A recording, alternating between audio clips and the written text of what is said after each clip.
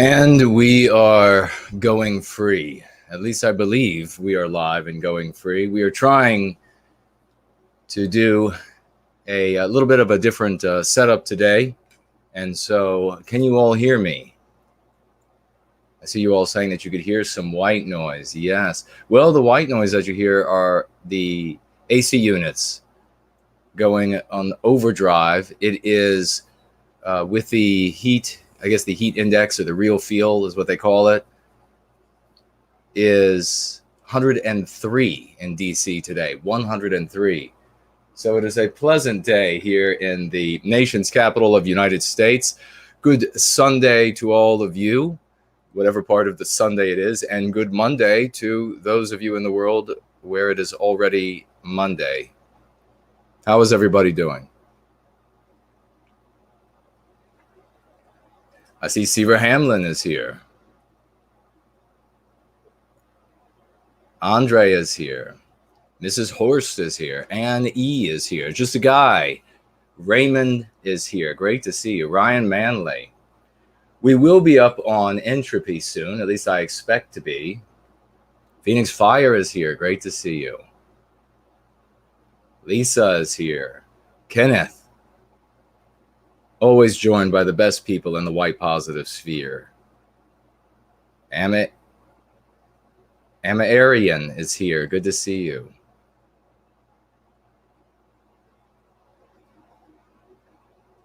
Seeing red says leaving for work in 30 minutes. Well, yes, Seaver, the feed should be coming through on both channels.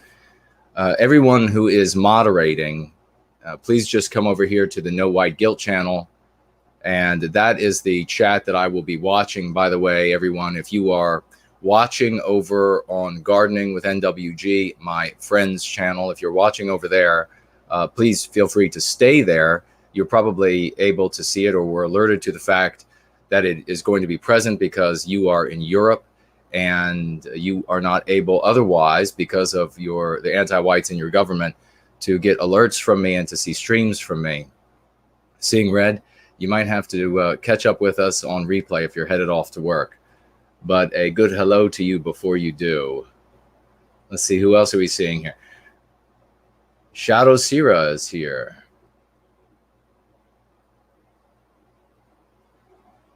Jared is here. Bill Rogers is here. Great to see you all. If you could, please, while we're trying to get rolling, get things started today, if you could, please take the link for this show, for this episode of Going Free, paste it in your Twitter and tweet it. Send it out over Gab, Facebook, VK, Tumblr, Minds, Kanad, Parler. If you're on Twitch, there as well, Steam it. Share with your friends. Share it all around. DLive, of course. In total, I think we're going to be broadcasting from 8 or 9 or onto 8 or 9 different channels / platforms today. First time with this number. And this is a response to this enormous effort by the anti-whites to censor us. Steps that they've made recently, steps that they've taken against me, steps that they have taken against my colleague Mark Collette, steps that they have taken against my colleague Tony Vermont over at the White People's Quarterly. And I will hold that up again.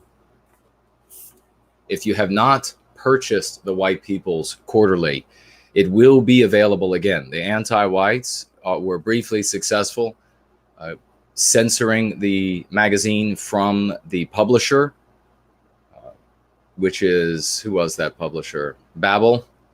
I was going to say Dribble. That's probably more accurate for what they do from more than one orifice.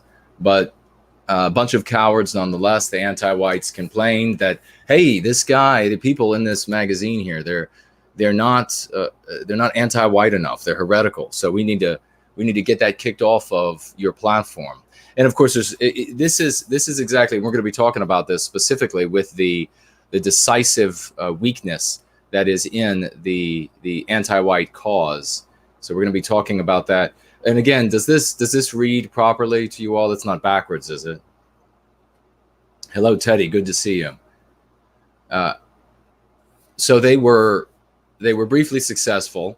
Now this Dribble, I guess I will refer to them as Dribble from now on, publisher, it carries openly black, openly pro mestizo, etc. magazines that call for things that if we came anywhere close to saying such things, not only would we be censored from the platform, but we would be arrested immediately by the anti-white governments across the West. So what they fear, what they hate, what they loathe is white people reestablishing our identity, coming together as a people again. And we'll be talking about why that is. And things like the White People's Quarterly will contribute significantly. All of our other artists that we have diligently working away to recreate a people out of this race. These are the folks that the anti-whites are going to target. And we're going to have Tony on. I briefly spoke with Tony today. We're going to have him on again because we want to talk about a tactic that the anti-whites use, which I will briefly touch upon now as we are getting started.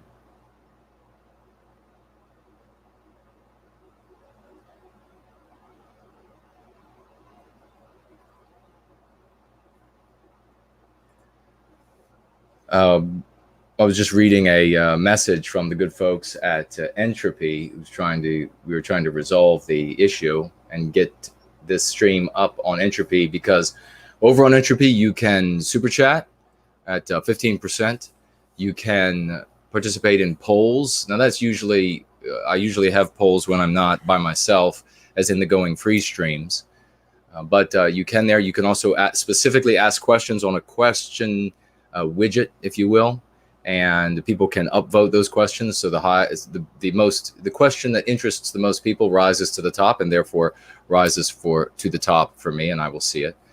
And you can carry on the conversation over there as well. You can see the stream there. You can see the live chat over there as well. Statements you make there over on Entropy are not translated back to or auto-populated to YouTube.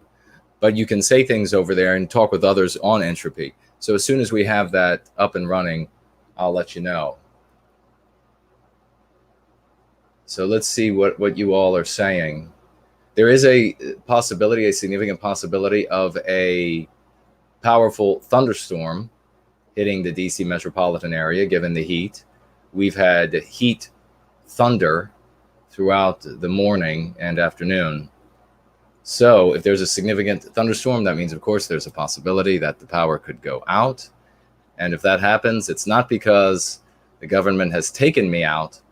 It just means that power has been interrupted. The great spark, white man's spark, has gone down temporarily. And when it's back up, if it's back up in a timely manner, I'll jump back on the stream and keep things going. If it is not, then we'll just get together next time.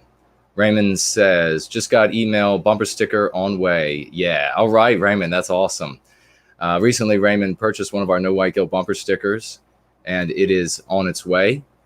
So that'll be a fabulous thing. It'll be hard for anyone to argue against it.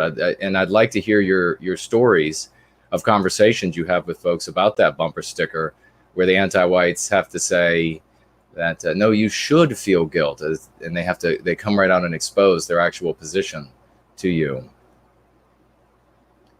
Overwatch asks, what is PWR? It is the Patriotic Weekly Review, which takes place, it is live streamed from my colleague and friend's channel, Mark Collette, and it is a weekly show.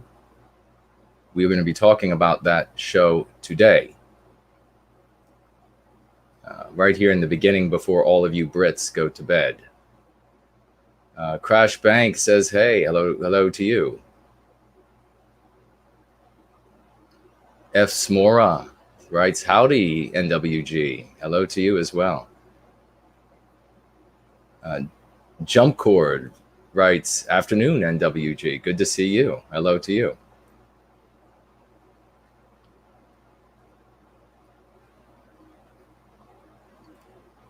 Hello to all of you people. I'm seeing you come in now. A lot of good folks are coming in pretty rapidly now. So hello to you all. Thank you for showing up. We're going to be going free. I'm going to be sharing some really important news with you about some housekeeping stuff, and then some really positive news about our inevitable victory when it comes to the anti-whites and recapturing our destiny from them. They know it, I know it, and I'm going to share it all with you. Exactly what they are worried about, what they haven't found a way to overcome. There's Sterling Price. Great to see you here today. Again, for everybody who is over on Gardening with NWG, I cannot see your comments. I can't monitor all of these different chats at one time.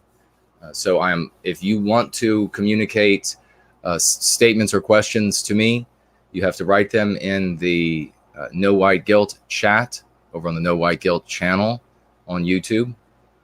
You can, if you want to get my attention, as many here are doing, you can at me, in other words, tag me in the statement or question, and then write your comment or question. And everyone who super chats, either right here on, and by the way, I guess we'll find out whether or not we can super chat here on the No White Guilt channel as soon as somebody does. But if somebody does, you will be doing it at 33%.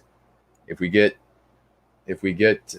Entropy up and running today, you will be super chatting at 15% over on Entropy. If you dive down into the description, you can super chat by way of the familiar alternative, which of course is 4%. And you have other options as well. You could super chat by way of Ko-fi and Cash App. It's a little less likely that I will certainly see your super chat there. But if you do super chat there, I will likely see it. And if I don't see it during this stream, I'll mention it in the next stream, as we're going to do here in just one moment. While I'm pulling up those screens and looking at what Entropy has, the good folks at Entropy has written me, I would ask you all again very quickly to retweet, regab, Facebook, Minds, VK, Parler, Canard, all of these different platforms that you might be on. We have to break this barrier that the anti-whites are putting up in front of us to prevent this message of love, truth, and healing, this message of redemption, from reaching our brothers and sisters who are desperately, desperately in need tonight. We desperately need to reach them before they commit the ultimate act of white flight and take their own lives. We desperately need to reach them before they decide to do something horrific to themselves, drug abuse, get involved with some sort of alien culture, some sort of gang, some alien gang, or what have you. There are people on the precipice, our brothers and sisters, mothers and fathers, daughters and sons, who are on the precipice at this moment of doing something dreadful, maybe even doing something heinous in their desperation. And that's what happens when it comes down to these these characters like we had a couple of weeks ago who go out and for 60 seconds or 120 seconds or whatever it is, commit some monstrous act. These are the acts of desperate people in desperate times who see no future for themselves. They are, as I articulated weeks ago, they are victims for the totality of their life, all the way up to that 120 seconds of becoming a monster. And so we should understand that act and those people for what they are, condemning absolutely rightly so for these acts of these victims who then go out and victimize others, absolutely condemning them for those acts, but also understanding why these people have come to this moment that they felt that it was the last thing they had to do. They were going to commit suicide by police officer and strike out, lash out in blind, reckless madness in the midst of their sorrow and sadness.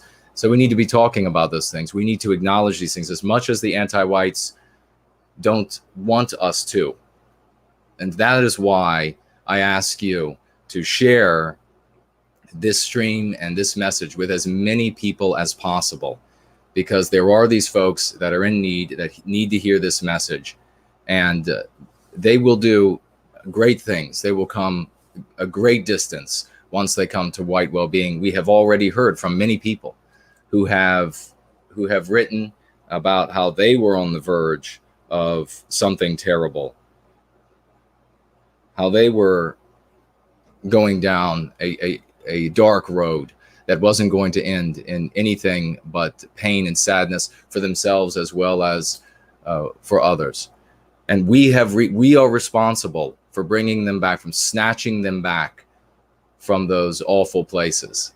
And so, because of that, I ask that we get together, as many of us as possible, and we share the stream with all of our circles of influence. And it looks like we are able to super chat on here, because we just received one from Tyler, super chatting with $9.99. Thank you so much for the kind super chat, and for helping us determine that we can super chat here on YouTube, No White Guilt channel. Writing, not been around that long, but thanks for everything. Movement has saved my life from addiction. Have to ask, any book recommendations for a newcomer? Well, have you read Born Guilty? Have you read Go Free? If you haven't read Go Free, then the second edition is nearing completion. So just wait for that. It'll be not only in print, but in digital form as well. So it'll be cheaper. It'll be easier to obtain. And we've talked before on this channel about that you can, when I make changes to that second edition, updates to the second edition, people will be able to update their purchase, which is something that was, I think, early on in the days of Kindle and its competitor, whatever it is, that you were not able to do. So this is a magnificent thing, exactly what I was talking about. Tyler is writing, not been around that long, but thanks for everything. Movement has saved my life from addiction. This is the kind of good work that we are doing. And thank you from the bottom of my heart, Tyler, for sharing that with us. It is a difficult thing to share, that we were or are on a bad path, because we in that moment have to accept responsibility. And so many people don't want to accept responsibility. You are not entirely to blame for being on that path, of course. And you do have agency once you're an adult.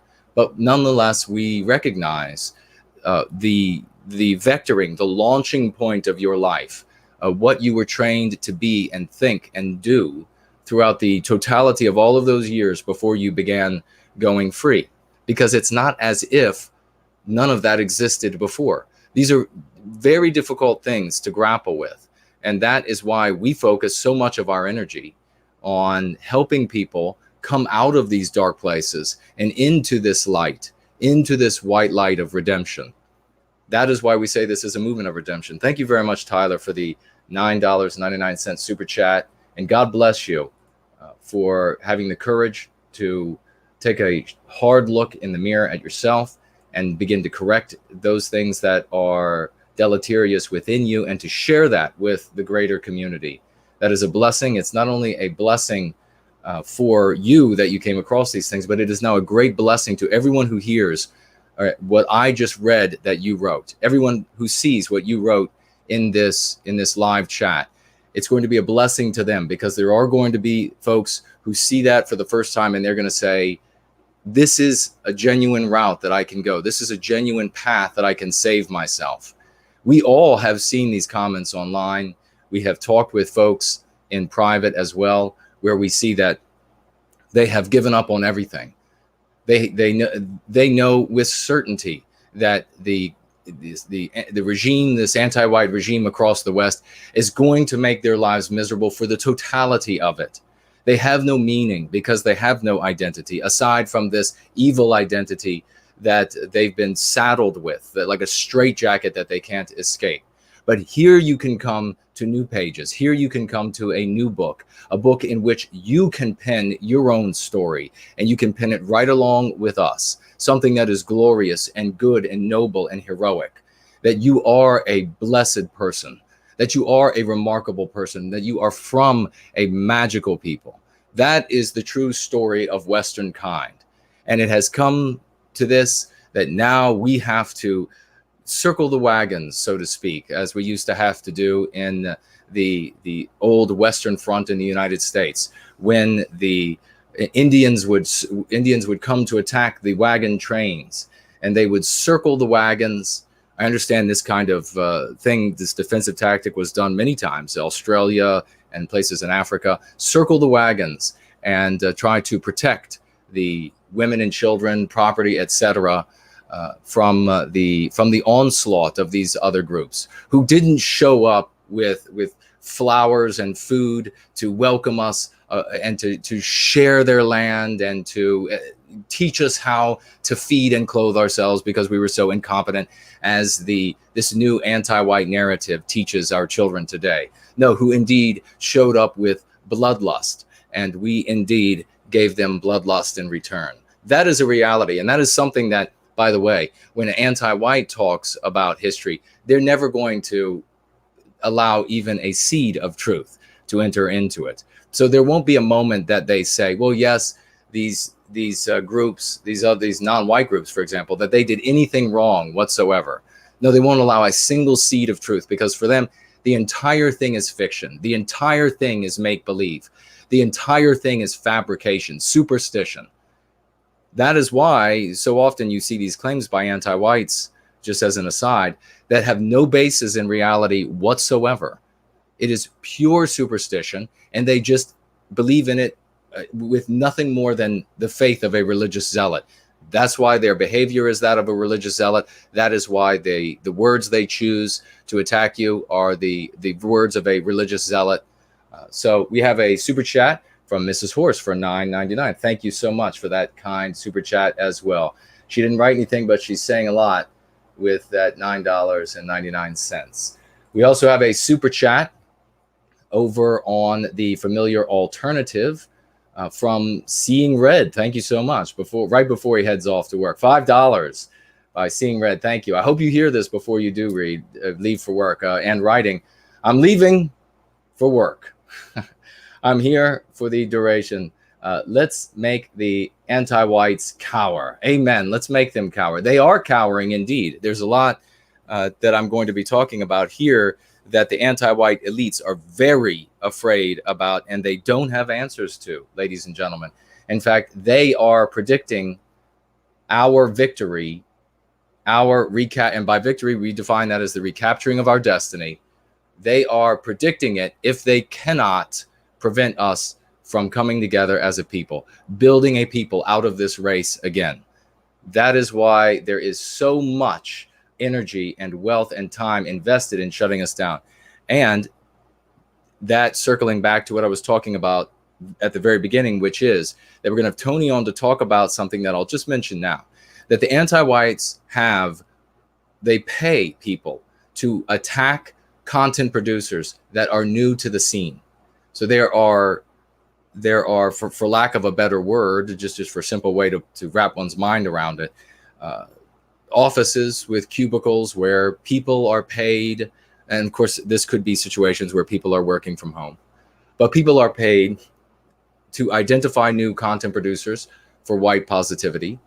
And then they are organized and focus on a particular content producer, and they bring to them as much hatred, as many censorship efforts as they can muster, for the purpose of giving it's a psychological attack, for the purpose of giving the content producer this belief that everywhere he or she goes in society saying something about white positivity, that he or she is going to be rained down on by this endless social condemnation from all circles, and that it will be nothing but an uphill fight, nothing but censorship every day. Now, we know this is a concerted effort, an organized effort, because of the way it always ends. It comes on like a tidal wave, and these types of attacks and these comments, etc., they can be the majority of the comments that a content producer receives. Nobody else knows about the content producer, whether it's somebody producing video or a blog or what is it? Radio. What is that called again? Podcast. If whether it's a podcast or producing a magazine, for example, no matter what it is, all of this suddenly comes in on them, and they're left with the belief that there's nothing they can do. There's no work that they can, no endeavor that they can make that isn't going to be attacked relentlessly like this day after day after day. But for those who stick it out, for those who stay through this giant onslaught, suddenly a Tuesday will come or a Thursday will come, and it's all gone. It doesn't wean off slowly. If it were not a concerted and organized effort of people who are being paid to do that for a living, it would slowly drift away. It would slowly die down, these comments, the threats against family members and the like, but suddenly it's gone. Now, the only way that happens is because some manager somewhere has made the decision that we've given it all we can to chase this content producer for white positivity from the internet, from the production sphere, whatever it might be. We've done all we can to chase them off, and they're just not going. So we have a limited amount of time, a limited amount of employees. So we're going to focus our attention someplace else. So rest assured, and I've seen this just too many times now for it to be a coincidence. I've seen it too many times now. I've talked with too many content producers to not discern the reality that there is a concerted effort, and that there are perhaps a great many teams that are doing this at any given moment. Any individual having numerous accounts attacking a content producer, and they focus most heavily on our women who decide to take a stand for white well-being. As soon as they begin producing content, no one in the world knows about them, but these anti-whites find out about them, and then some team somewhere is tasked with running them off. The threats come in, the threats of, we know where you live, we'll get your children, come in. They know all these obvious points to go after on a woman to terrorize her. And then boom, she's gone from the scene, or she suddenly changes from saying something about white well-being to now she's suddenly a libertarian, or now she's just a basic conservative or cuck-servative or what have you. Now she's just suddenly just a basic Republican. That is the intended outcome of such efforts. But I say again to all of you who might be hearing this either live or in replay, and a big hello to all of you, much more numerous, who will be watching this in replay, that if you stick with it, despite their threats, despite them getting you censored from this or that platform, if you stay with it, suddenly it will evaporate. Whatever team that is tasked with caring about you and running you off, just like the Stasi was tasked with, okay, here are the names of the people that you have to terrorize and make them think that they're insane. The exact same way, once that particular group of people who is tasked with you come to the conclusion that you're not going to be run off, they'll give up. It'll suddenly disappear. The endless censorship will suddenly disappear. Which is not to say that you won't face censorship issues in the beginning, but later on, but it's much different in the beginning. And the threats on your life and on that sort of thing, and the threats of how immoral you are, how unethical you are, this condemnation, the social condemnation, all of that will suddenly be gone. And then you can go about your business of producing content for our people. So keep that in mind. That is exactly what's happening with the White People's Quarterly right now. And I tell you this, when Tony and the rest of them stick it out, when they get that magazine back, and they're going to stick it out, when they get that magazine back up and running, and they effectively send the message, project the message to whatever manager and whatever pit of hell they're working on trying to run Tony and the rest of them off, when that message reaches them that Tony and the rest are not going to give up no matter what, they'll move on, and suddenly it'll be smooth sailing for Tony and staff. So having said that, let's see what else we have here. And I'll check my message here from Entropy. I'm going to try one more time to get Entropy up and running. There's a bit of a technical glitch that they are having, and I thank them very much for getting back with me promptly. They have been, I can't say enough about their customer service. They're having a bit of a technical glitch, and they are working on the problem and say that they'll absolutely have it fixed by tomorrow. We'll try one more time, and then we will proceed with the show if it doesn't work, and we'll just look to having Entropy running on our next time we get together. So it looks like it's not going to be running today. So folks, if you were looking forward to jumping over to Entropy, I understand why, and but you're going to have to wait until at least tomorrow before they are able to fix the problem. Thank you very much to the staff over at Entropy for getting back to me with that information so quickly. Let's see, Elaine Sabatino is here. Great to see you. Sifu is here. Crash Bank is here. Elaine says, looks like she's just saying hello to everyone, all of her friends. Preeter writes, salutations. I'm out of Seattle and I made it to Boise. After observing the white folks here, I truly understand the term white noir. Very well said indeed. It is ladies and gentlemen, once you begin to wrap your minds around this sickness that is white noir, you will see it. It'll become readily apparent in your friends, family, and strangers around you. When you have conversations with them, you'll see how there is this something that until now you didn't have a name for it. Now you know it's white noir that prevents them. It's literally mental blocks for them. It is literally an acid corrosively eating away at all of their talents, all of their potentialities, and undermining their drive and fight for survival not only as a people, but as an individual, virtually making it impossible for them to even think of themselves as members of a people. Let's see what else we have here. Joel is here. Hail, great to see you. Rubber Dub is here. Hello, great to see you. Chat's jumping around a little bit today.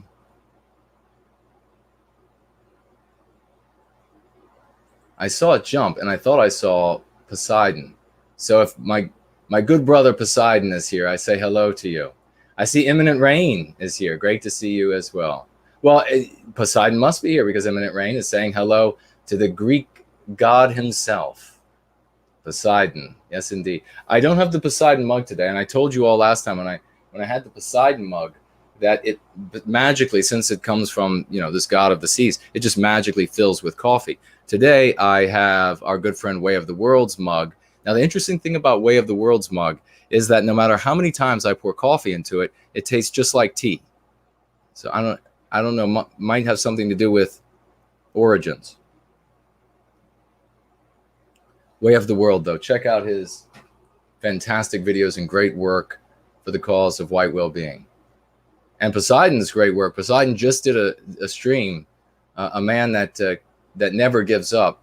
Just did a stream. I think he mentioned that he was on some sort of, there he is. He says he's here. All right. Great to see you, Poseidon. He's on some sort of multi-day water fast, and he's already many days into it and still got up there for the cause of white well-being. And yes, I am telling dad jokes. Although I'm not a father, my colleague Mark is, so I figured I would tell a few dad jokes. Poseidon, though, still getting out. Very impressed, even though he was in that state. Spartan Warrior Queen is here. Great to see you. And there's HB 2014. Let's go ahead and let me quickly just say, first of all, HB 2014 is my video highlights specialist. Now, if you do not follow him on Twitter, you absolutely must follow him on Twitter, and you must recommend him to everyone who follows you on Twitter to follow him on Twitter. It is _HB 2014. Correct me if I'm wrong, HB. He makes video clips of my orations, video clips of Jared George, video clips of the guests we have. They are splendid clips, easy to share with people in your circles of influence. And it makes it a lot easier to get people started, sort of primers to get them started, rather than them seeing an hour, 2 hour, 3 hour long, 4 hour long even I've done going free stream, that is obviously daunting. Now, we do have a handful of wonderful people, and I'm going to be getting back to, I apologize for the dilatory nature of my responses. I'm finally catching up with everyone, and you're welcome to everyone who is grateful that I'm getting back with them. But a big thank you to Erwache, Zeddez, Starshine, and Lily for all of the work that these great women are doing in the time stamping of these going free streams.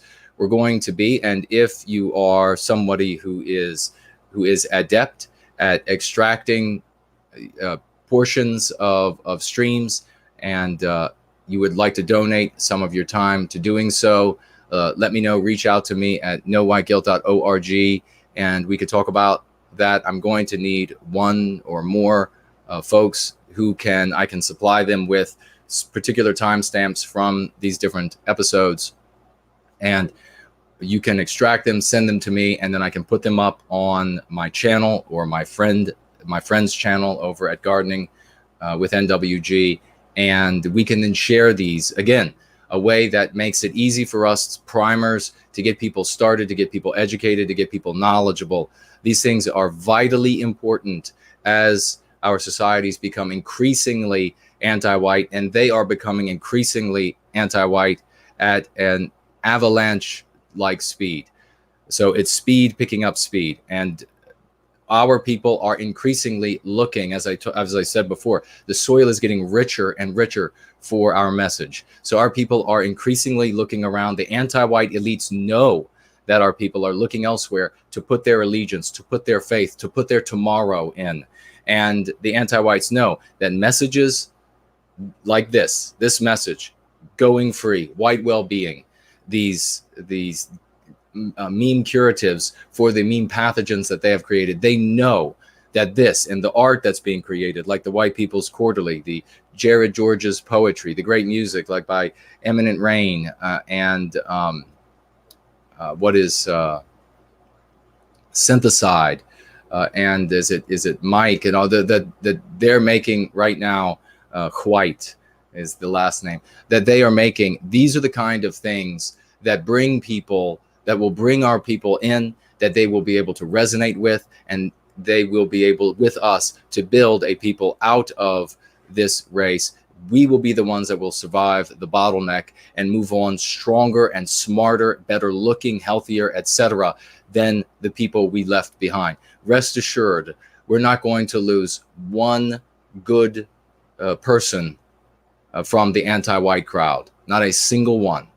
Any white person out there that is anti-white will be no loss to us when they don't make it through the bottleneck.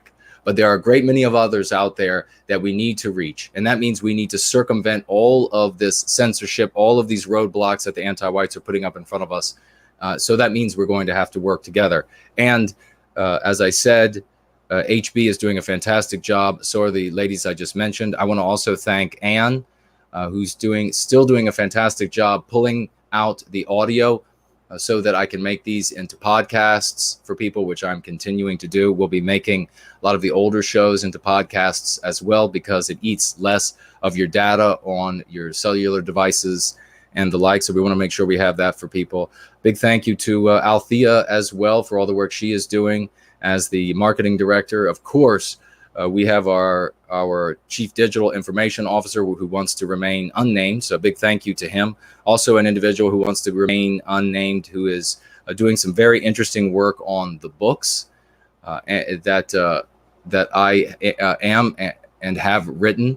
And I have I guess one exciting thing I will mention here today is I will be talking about a brand new book of mine that I haven't mentioned to you all yet, and I will be releasing in the near future. So that is just a little tidbit of good things to come. And then, of course, we have the great Phoenix Fire, who built the No White Guilt Collectibles store, working as the website and marketing engineer of that store, of NoWhiteGuiltCollectibles.com, and doing the moderation work here in the chat. Thank you so much for your efforts. It looks like we have had some more super chats that have come in by way of the familiar alternative. And a big thank you. I want to make sure I mention a big thank you to everyone who's modding. Spartan Warrior, Queen, absolutely.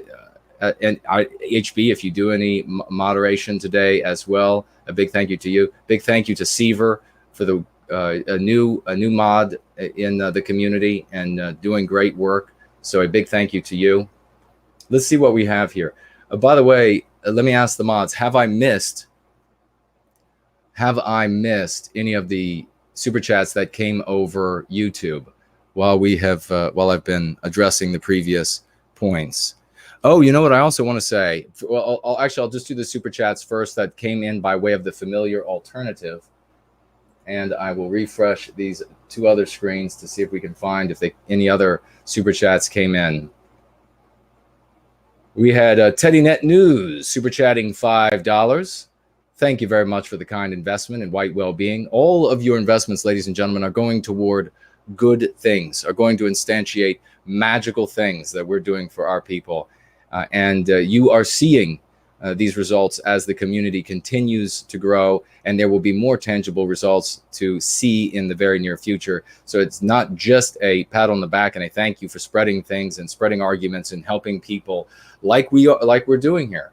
Like we just mentioned that fantastic Tyler from earlier saying got off of the road of addiction. How magnificent is that? Another life saved. There isn't there isn't a sum of money that is worth another life saved. So thank you so much for that. Thank you, Teddy, for the $5 investment in white well-being. Writing, hi, Jason, how are you? I'm great. I could use a drink, though. It is, as I said, it's like 103, 104, the heat index here in the Washington, D.C. area. Fahrenheit, obviously. So what is that in Celsius? Does anybody want to write that up in the chat and shock everybody in Europe? Let's see. We have a super chat from Glutes, brah. Super chatting $2. Writing, Win Salvini tweeted that Richard Gere, who was smuggling migrants into, it looks like IT, its house. Is that supposed to be Italy? Into IT, should house them in his mansion. Anti-whites mocked Salvini, saying that if he cared about the recent Italian earthquake victims, he should do the same. Is there a fallacy here? So, okay, so let me go back and read that again, because I see there's a little bit of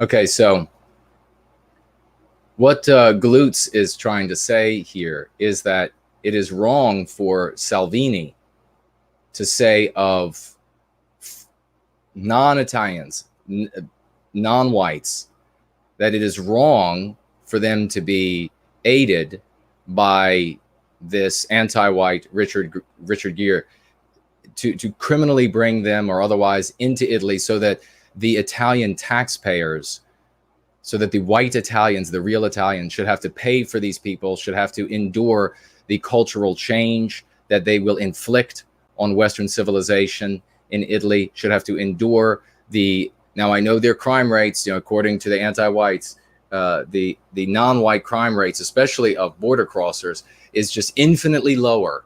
And according to the ADL rules on YouTube, we cannot say a particular group of anything other than white people. We can say anything we want about white people, but we can't say that what cannot be said, for example, is that border crossers have a higher rate of crime, whether that is true or not. We're not allowed to say it because the anti-whites will censor the channel.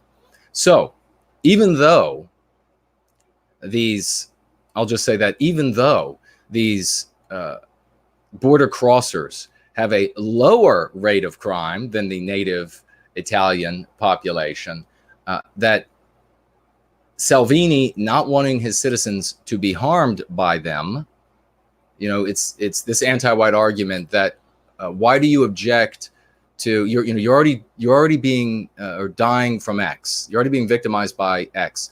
Why do you object to me increasing that by having you victimized by Y? Well, go to hell. That's why. I mean, if you make it as blatantly obvious that you're anti-white, and that's what Glucksbra is doing here. He's saying it's wrong for Salvini to say that the taxpayers of Italy, that the white people in Italy should have to pay, that they should have to for these anti-white, non-whites. And rest assured, when these people come flooding in, they're not coming there to make Italy better. They know there's a welfare state. They know that there is more there to be gained. They know that they're taking people's jobs. They know that they're going to be getting on people's backs with these welfare systems. So they're not there. If there was no welfare system, if there was no handout to them, if they weren't going to be able to easily obtain a job at some cut rate and undercut some Italian citizen, they wouldn't show up. And the only ones that would show up would be the ones who would be willing to contribute to that society and better that society.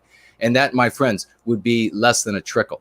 So Glucksbra is saying in this anti-white way that Salvini, it's wrong for Salvini to object to this happening to his people because he's a hypocrite, since he doesn't want to invite earthquake victims into his own home. That is a apples and oranges comparison. It is a demonstration of an anti-white argument. Glucksbra is probably anti-white and just demonstrated this. This is not a, this kind of a question is phrased in such a way that it's not coming from somebody who is going free or what have you. It's coming from I'm trying to trip you up, but you've accomplished nothing. Glucksbra, what you've essentially done is you've just demonstrated how anti-white you are by saying that it is wrong for Salvini to say that Richard Gere should pay for all of these people. He should suffer them. If he wants them so bad, if he wants to bring them out of the countries whence they come, he should pay for them. He should pay for their food and housing, etc., not the citizens of Italy, that he should have to suffer any predation or criminality that they may exhibit. I know they're all lawyers and doctors and physicists, but some of them might prey upon Gere or his family members or what have you, that he should suffer it rather than the Italian citizen, rather than a single Italian woman being raped by one of these people. It should be, if somebody wants it bad enough, if some anti-white like this Richard Gere wants it bad enough, then let it be his wife or daughter or whatever who's victimized, not one innocent Italian woman who objects to these borders being porous, whose father and friends and herself who want to put an end to this, who don't want to pay for it. Not one single one of those women raped or gang raped or what have you. Let it be the anti-whites who have to suffer these depredations, these atrocities, this criminality. Let it be the friends of Glucksbra who end up suffering from these things that they want. No, there's no hypocrisy whatsoever. The question is, why are you so anti-white that you would wish that there is a hypocrisy there? That you wish that there is a comparison there between Salvini saying that Gere should pay for these things and suffer from these people rather than the Italian people. No comparison whatsoever. So thank you for demonstrating who you are with your $2 super chat. And I will put your $2 super chat to good work for white well-being. So thank you for that. Let's see who else we have here. Shalotz super chatting $5. Thank you very much. Destroy an identity, saddle it with evil. Ignore all its beneficent achievements. Appropriate its accomplishments into different contexts, different identities, and magnify the costs and evil within.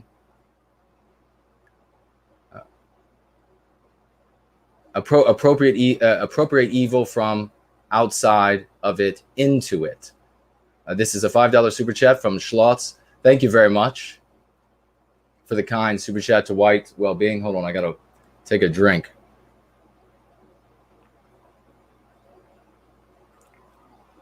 That is very well said, good sir. Very well said. That is exactly what they do to our people. And it is exactly the reason why we have these kind of comments about, isn't it hypocrisy when Salvini doesn't take Italian citizens into his house when there is an earthquake? And yet he's saying that Gear, who wants to bring in all of these anti-white, non-whites into Italy for the Italians to pay for and suffer from, should take them back to his home. No, Gear should have to put them behind his high walls. Gear should, if he wants to, and this is the same thing. I've said this to anti-whites before when I have conversations with them. I say, look, if you want to take these people into your house, if you want to give them a room and board, if you want to pay for their meals, if you want to suffer the potential theft, if you want to suffer the potential criminality, if you want to suffer the different biospirit who maybe will start changing your house into something you don't want it to be. If you want to do that, then be my guest. But don't vote to get men in colorful uniforms to come and force me to do those things, because I don't want to do it. I don't want to give up my civilization. If you do, then be my guest. If you want to give up the civilization of your house, if you want to give up the safety of your home, then be my guest. And that is, you could say it to every single non-white or anti-white, whether non-white or white. Patrick super chatted $20, writing no message, but saying a lot with that $20. And all of this was by way of the familiar alternative. So thank you all very much for those kind super chats. Now we have a super chat from a few days ago on Ko-fi, $6. Thank you very much, from GC, writing, white art is crucial to our well-being. Please never, ever stop.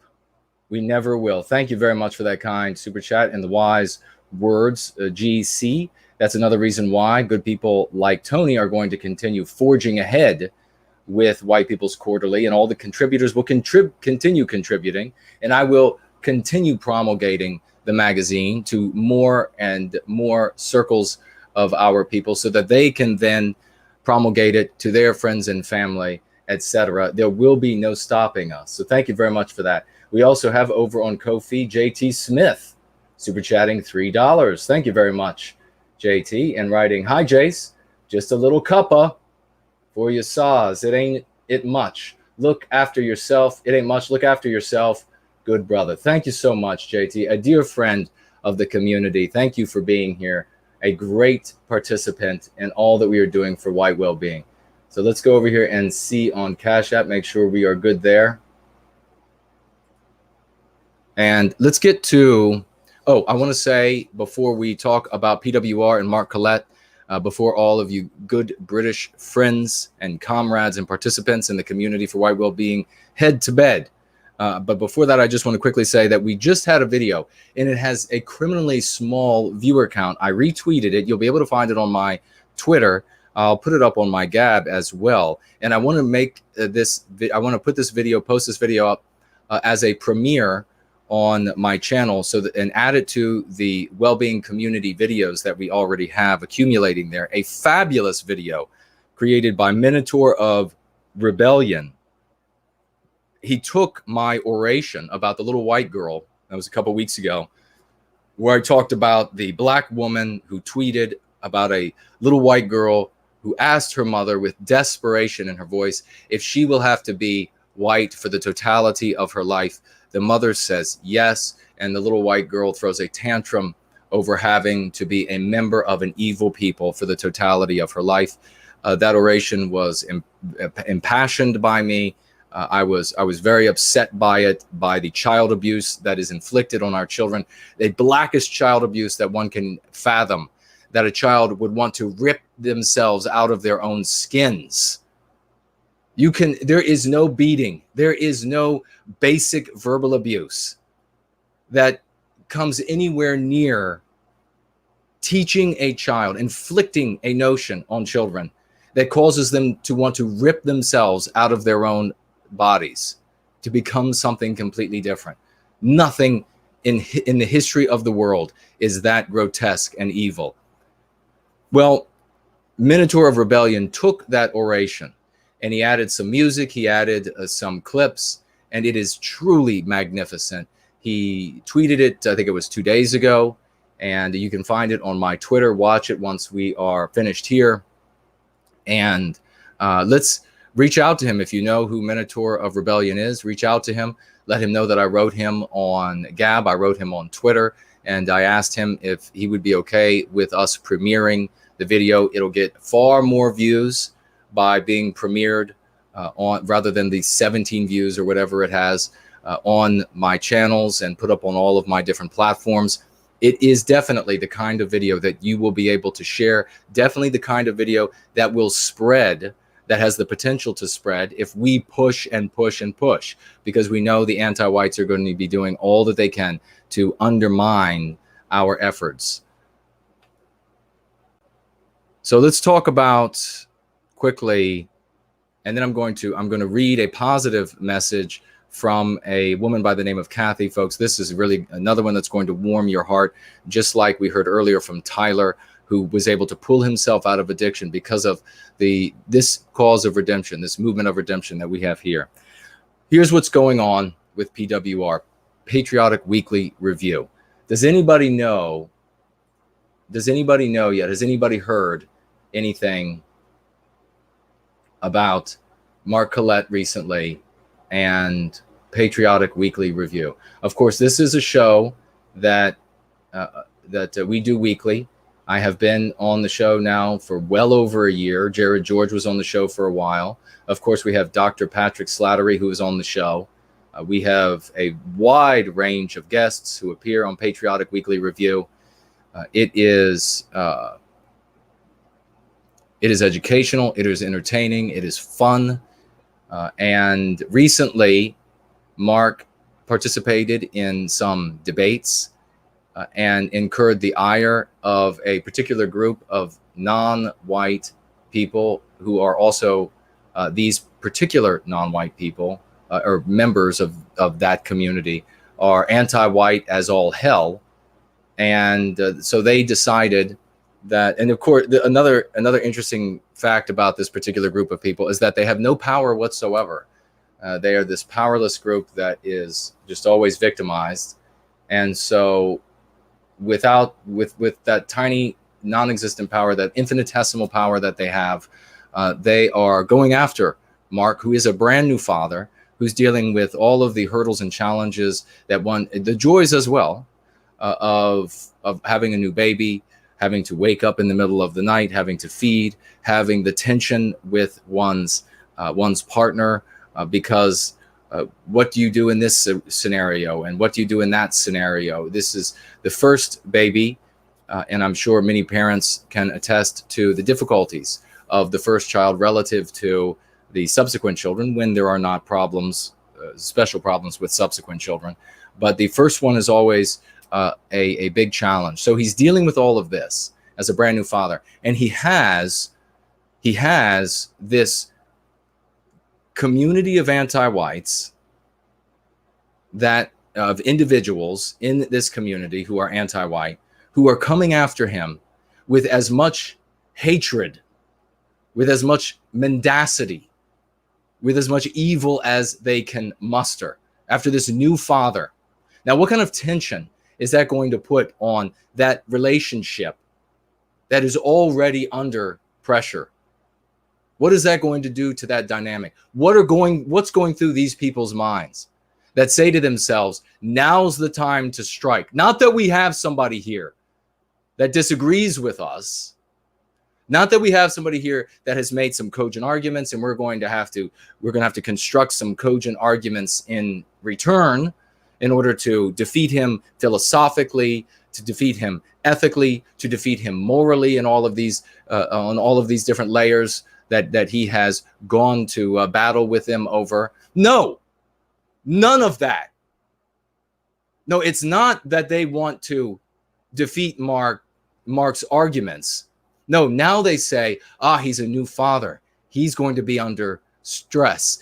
Added stress. He's going to be under a greater potential for conflict with his partner. He's going to be trying to care for a brand new baby. And trust me, many of you probably know this. Every little cough, every little sneeze, every eye that maybe looks a weird direction that the parent thinks it maybe shouldn't is cause for concern, is cause to keep the parent up later than normal, is cause for researching online. What could this mean? What could this be? Is everything functioning the way it's supposed to be? And these anti-white bastards are saying, now's the time to put the coal on the fire. Now's the time to go after this man so that we can put as much pressure on him to break him. That is what goes through the minds of an anti-white.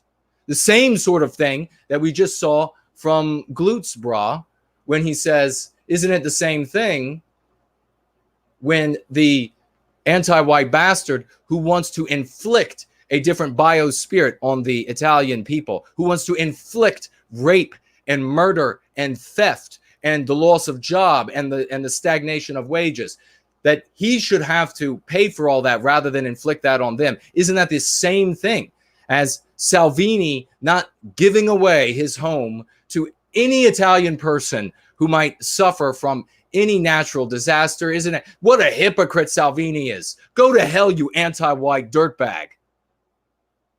Go to hell. Just make it a little bit clearer that you have this heavy bias that you're trying to hide behind, that you're trying to put up as this pretext and you're trying to hide behind. You are transparent as the day is long. So that is what these individuals decided to do to Mark Collett, somebody who has been an advocate for white well-being in different guises. And as I've said numerous times, I support every endeavor for white well-being that accords with my morality. So I don't know that everything that Mark Collett has ever done, I don't know every single thing that he has ever said, but where he has done and said things that support white well-being and that those things are in accord with my morality, then I support every single one of those things. And I will not allow the anti-whites to defeat us through this division by cleaving us from one from the other so that we can't lock arms. So these anti-whites, they're going out there calling for blood for Mark Collett right now. There are numerous organizations right now that are going after him. There are publications that are trying to stir up the anti-white masses so that who knows what this new father. And now make no mistake, ladies and gentlemen, these sorts of attacks on Mark Collett to destroy him are attacks on his baby girl.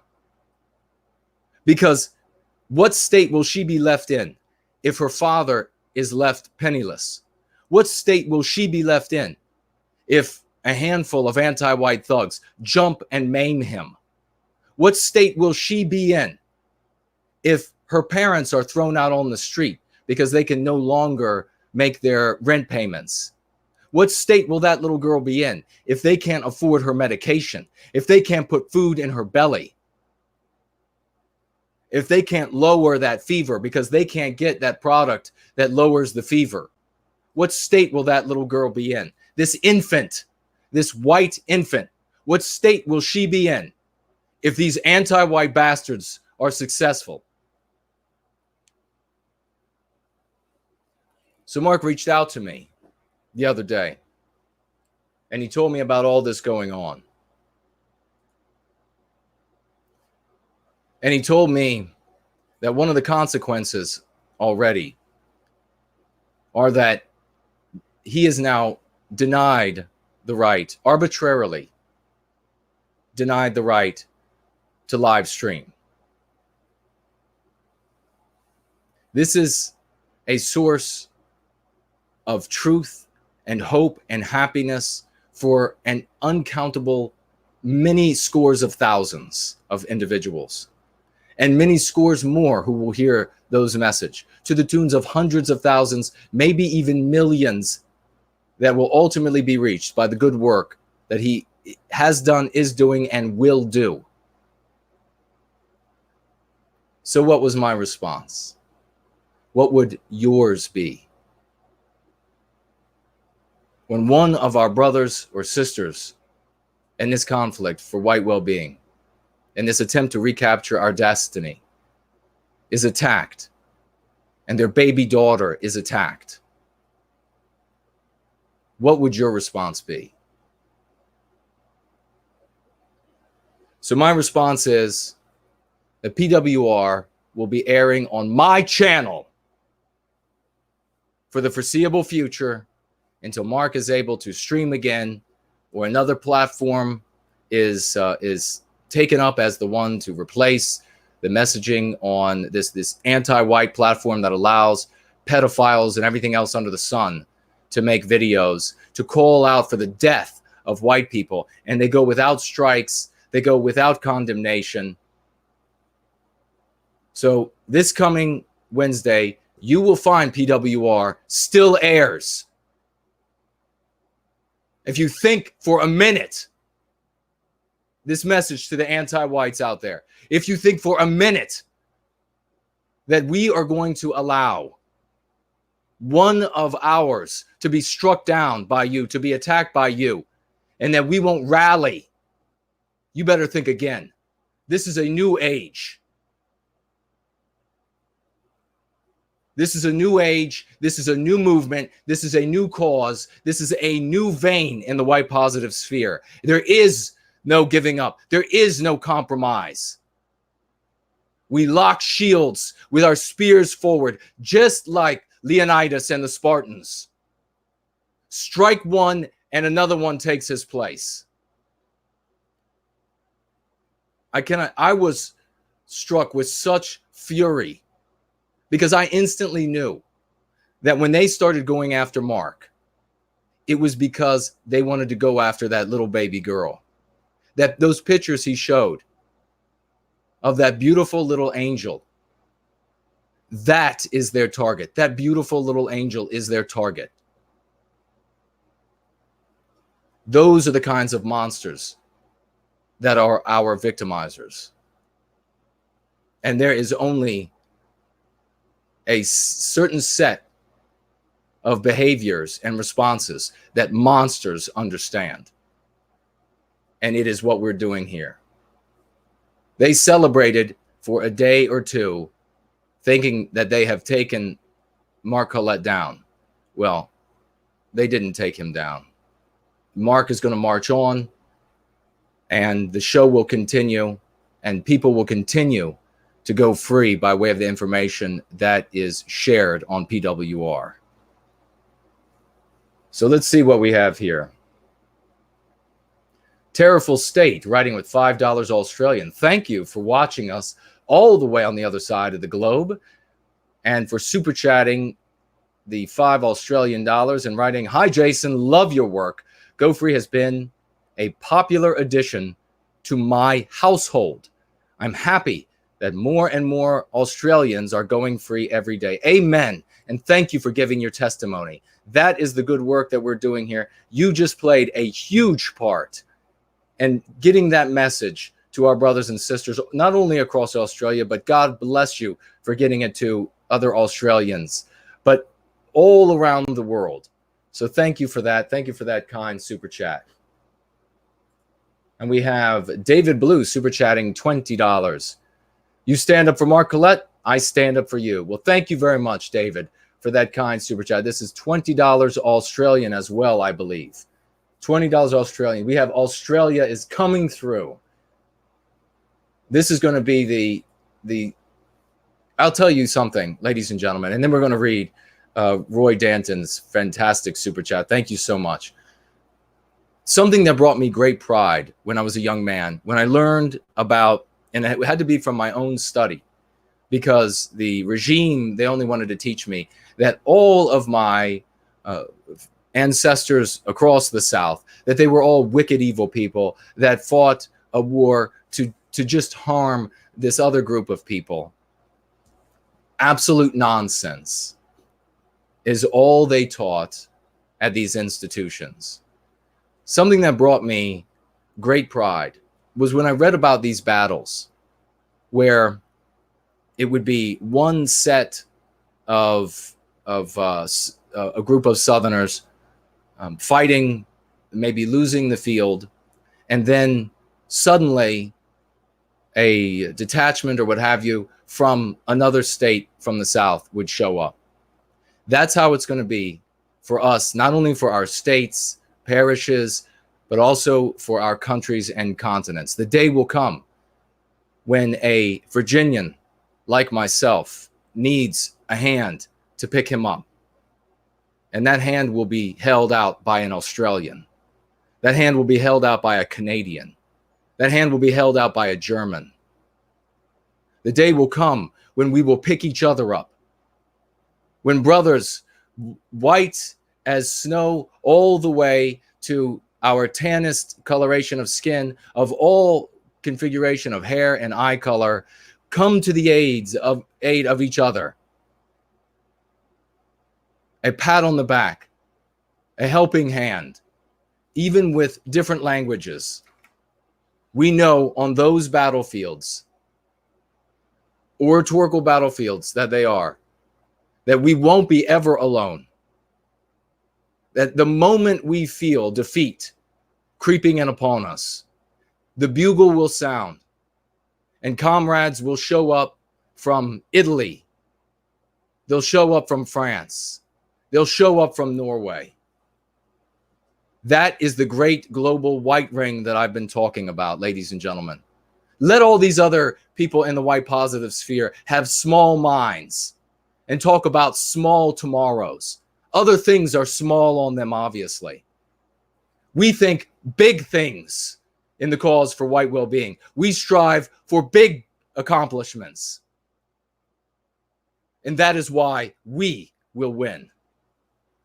Roy Danton, super chatting with $99.99. Thank you, my good friend, participant in this community, a real player and hero, going free and serving white well-being. We stand behind our brother, and let's collect some money for white well-being. Amen to that. We are broadcasting on more channels than ever before, and we will continue to expand in part because of super chats that you all are contributing. This munificence that you all give to this cause, and that it is so important to me to share with all of you, to express my deepest compassion for your hurts and gratitude for your contribution. I love you all. This is something that the anti-whites won't stop. People like Roy Danton are instantiating that reality, and all of you giving every single penny along the way, whether it is a penny in currency or a penny in effort, a penny in thought, a penny in your contribution that you can, like Anne, for example, spending time downloading all of the audio.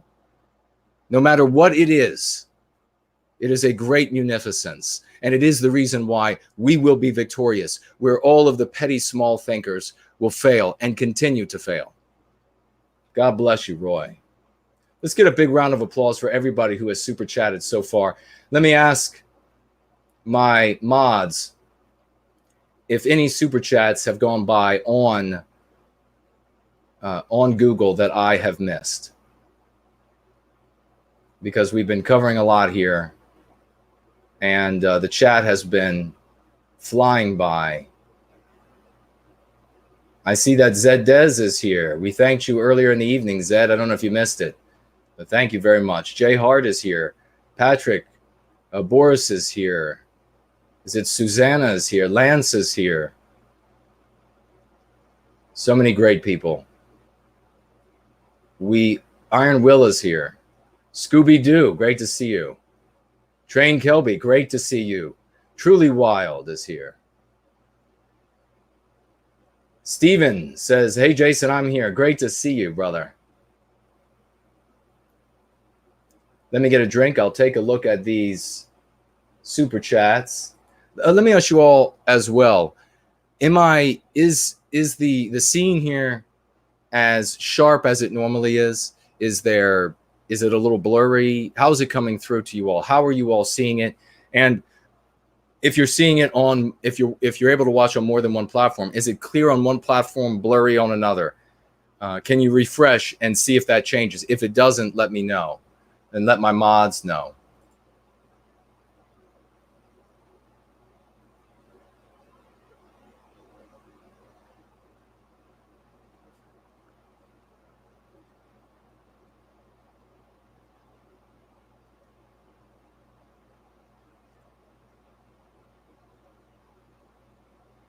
Zenon Stefan writes, obviously there is no conversation nationally whatsoever about the skyrocketing white suicide rate.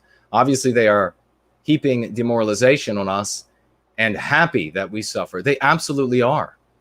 That is the objective of the anti-whites. We're going to get into their great weakness in just one moment, but that is their objective. They derive no greater pleasure than to inflict harm on Western kind and Western civilization. That for them is their objective. That's why you could have a non-white person, for example, Jesse Lee Peterson, for example, who can say things and stand for positions that will make it difficult for anti-whites to inflict harm on Western kind, and they will call him by the same anti-white slurs that they will refer to me, Mark Collette, Patrick Slattery, Jared George, etc. That's how they're able to come to those conclusions. That's why they're able to use the same anti-white slurs.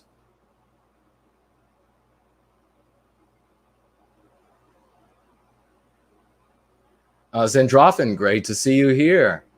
There's Syntheside. We mentioned you earlier. Looks good, Zendrofin says, but the image fuzzed out for a second earlier. Was that on YouTube? Are you watching on YouTube? Elaine Sabatino says, bye, Jason. Have to go to work. And bye to the mods. Well, you can catch the, thank you for being with us, and you can catch the rest of the stream later. Answered that question. Roy Danton says it looks good on his iPad, but it is a bit blurry on my big TV. Well, that's interesting. All right. HB 2014 says audio video is good here. When I glance over, I see there's Nordic Warrior is here. Great to see. That's a great name. Justin Wright is here. Hello. I glance over at the other platforms. I see that some of them, they're going through moments of a little bit of fuzz and clarity. So I want to make sure that that's not something that's just on my end. And if it is not something that is just happening at the source that it's being watched at, because if it's something in between there, we can potentially work on it. Brand Danger super chatting $10. Reading Born Guilty was very gratifying for me. I went through much of what you experienced in junior high. I'm buying a copy for my mom, as she has been completely brainwashed by the anti-whites. God bless you, brother. Thank you so much for sharing that you experienced virtually the same thing. I knew when I shared my experience that there would be a great many scores of millions, even hundreds of millions of whites around the world that will have experienced the exact same things to varying degrees in their schooling over the course of their lives. I knew it would resonate with them. And when this book, we haven't even begun to really market this book and to get it into the hands of the greater public at large.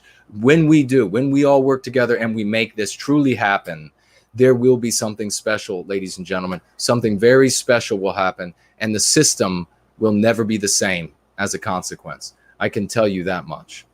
So thank you very much for reaching out to not only share your testimony, but now reaching out to your mother and changing her, helping her to go free.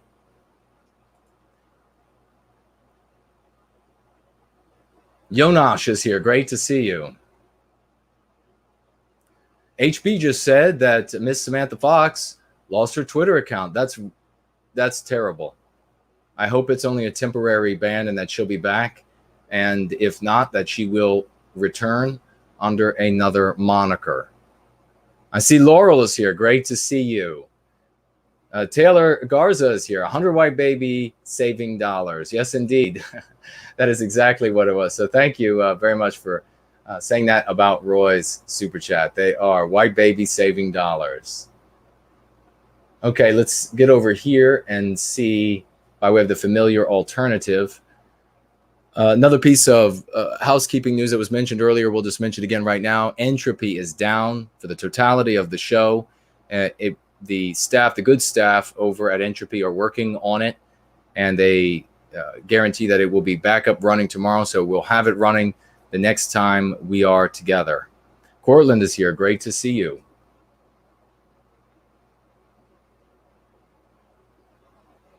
Alt Fit, super chatting by way of the familiar alternative, $5. Always glad to support a pro-white cause. Thank you so much for that kind investment of $5 for white positivity and the good work that we are doing and will continue to do, no matter what the anti-whites do. We won't be stopped. Steven, super chatting $5 by way of the familiar alternative. Always glad to support a pro-white channel. P.S. I usually donate through Thonic software, but it says you are offline. Well, indeed, we are today. There is a technical glitch that they are working on, but we will be back on that platform the next time we are all together. The team at Entropy, the good people of Entropy, have assured me. So thank you very much, both of you, for those kind super chats for the cause of white well-being.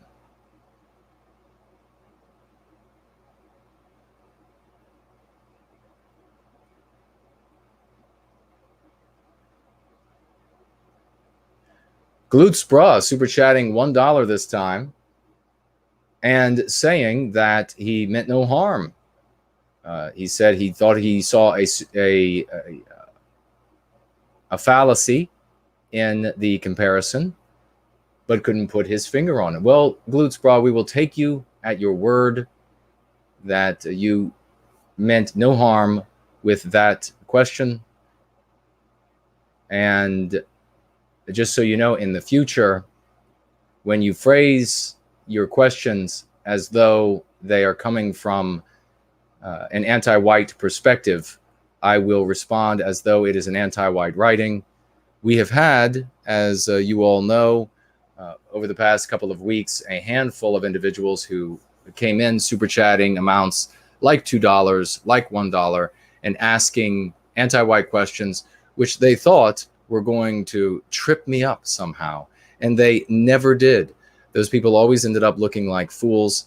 But we will say, we will take Glutes Bra at his word. So thank you very much for the super chat, a total of $3 for the cause of white well-being. Indeed, there is a fallacy. There is no comparing Gear, who wants to bring a bunch of people in that will live off of the Italian population, that will, those at least that choose to not want to, because we know already that they bring, according to the anti-whites, that all border crossers from non-white countries bring greater wealth. They buoy the economies, they do, but some of them will be a burden nonetheless on Italian taxpayers. Some of them will rape Italian women. Some of them will molest Italian boys and girls. Some of them will murder Italians. Some of them will, well, all of them will depress Italian wages, because it's a matter of supply and demand. You only have so many jobs. When you bring in more workers, you lower the pay that is required for any individual worker. So you depress wages by bringing in more workers. So you depress the wages for the Italian people. And of course, the most important thing, even if none of the rest of that happened, the most important problem is that you bring in, by bringing in an alien people, they bring their biospirit in.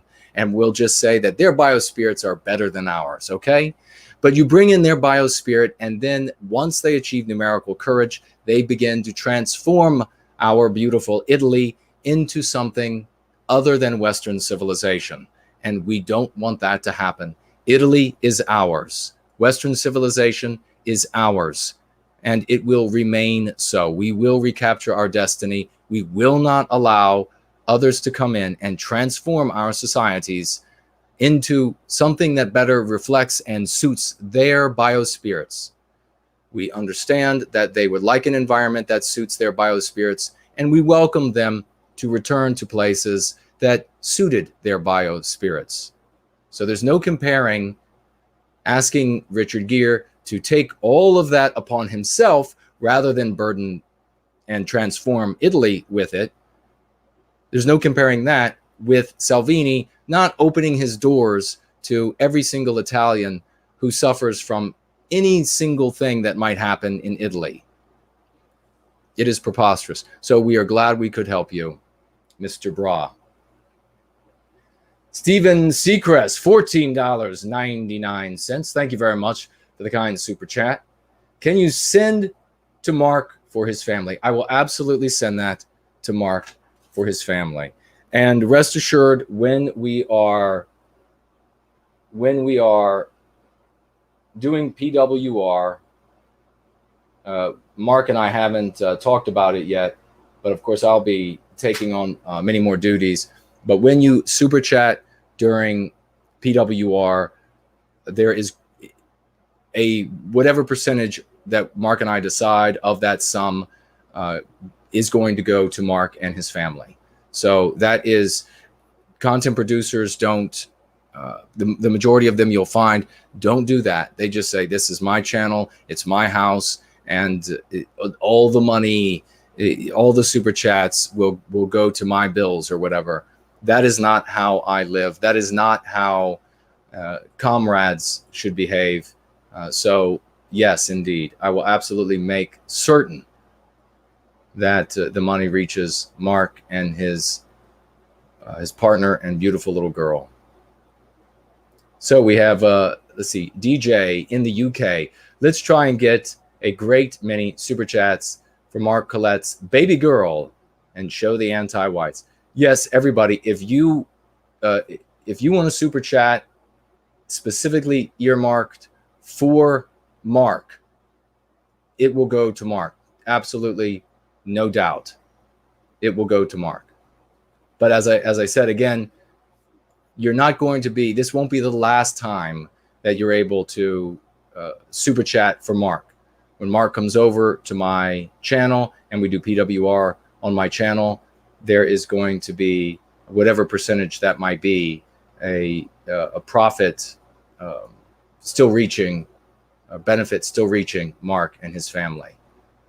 So there's no way that we are going to, and depending upon how bad things get for Mark, I mean, you all will remember, or I guess many of you are new, you'll remember that Jared George and I have held several fundraisers for different content producers that have been hit with censorship, that have been hit with hard times. We have no problem doing that, and we'll have no problem. I know Jared George would be ecstatic at the opportunity to put together another fundraiser for Mark and his family.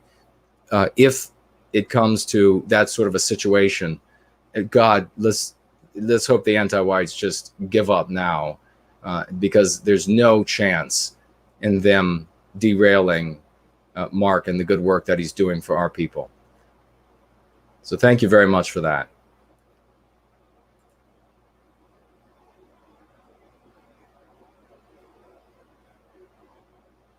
I see Jennifer is here. Vampire Squid is here.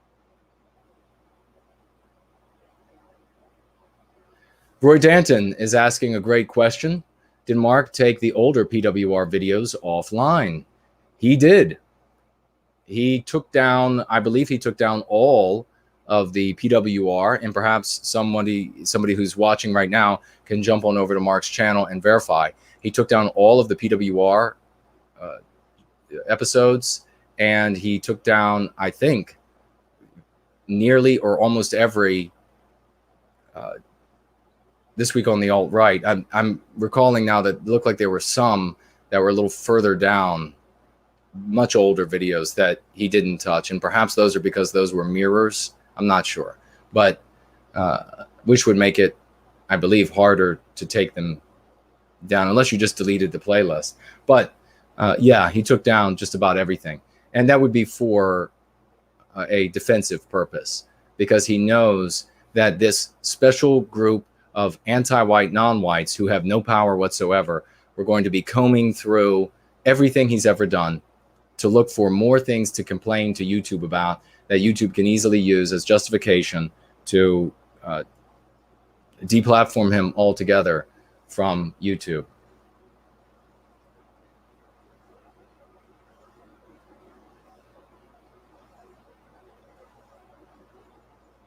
All right, let's see what else we have here.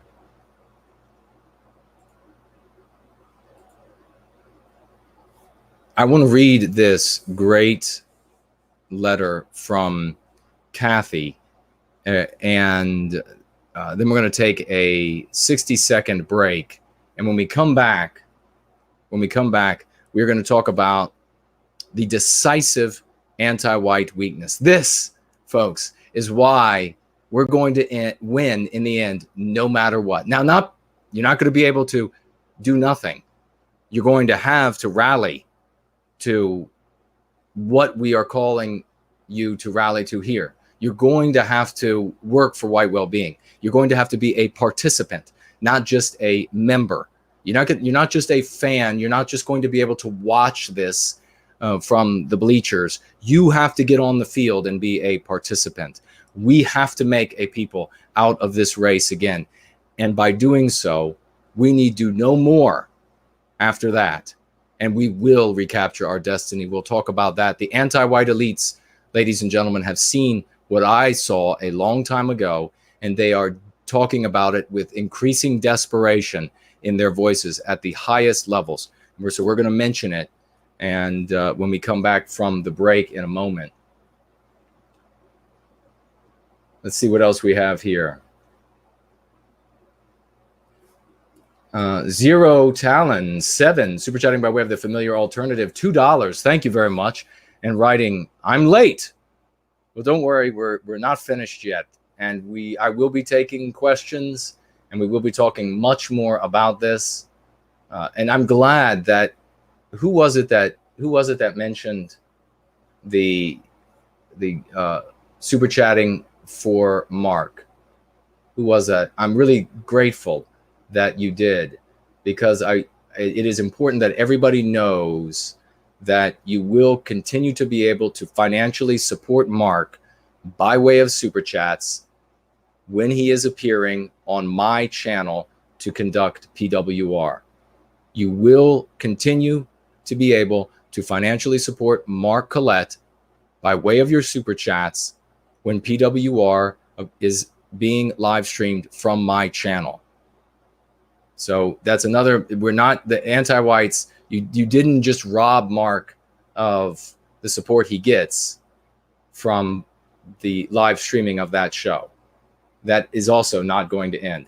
His information is going to get out. His intelligence is going to get out there. His takes are going to continue to get out there. And the financial support for him and his young family is going to be able to continue coming in. You have accomplished nothing. Nothing, anti-whites. Do you understand that?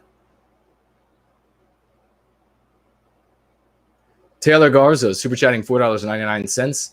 Writing, I'm a proud member of the carbon community. Amen. Remembering that from several shows back. Here, pressure doesn't make dust, it makes diamonds. Amen. Indeed. Thank you for bringing that back from an earlier show.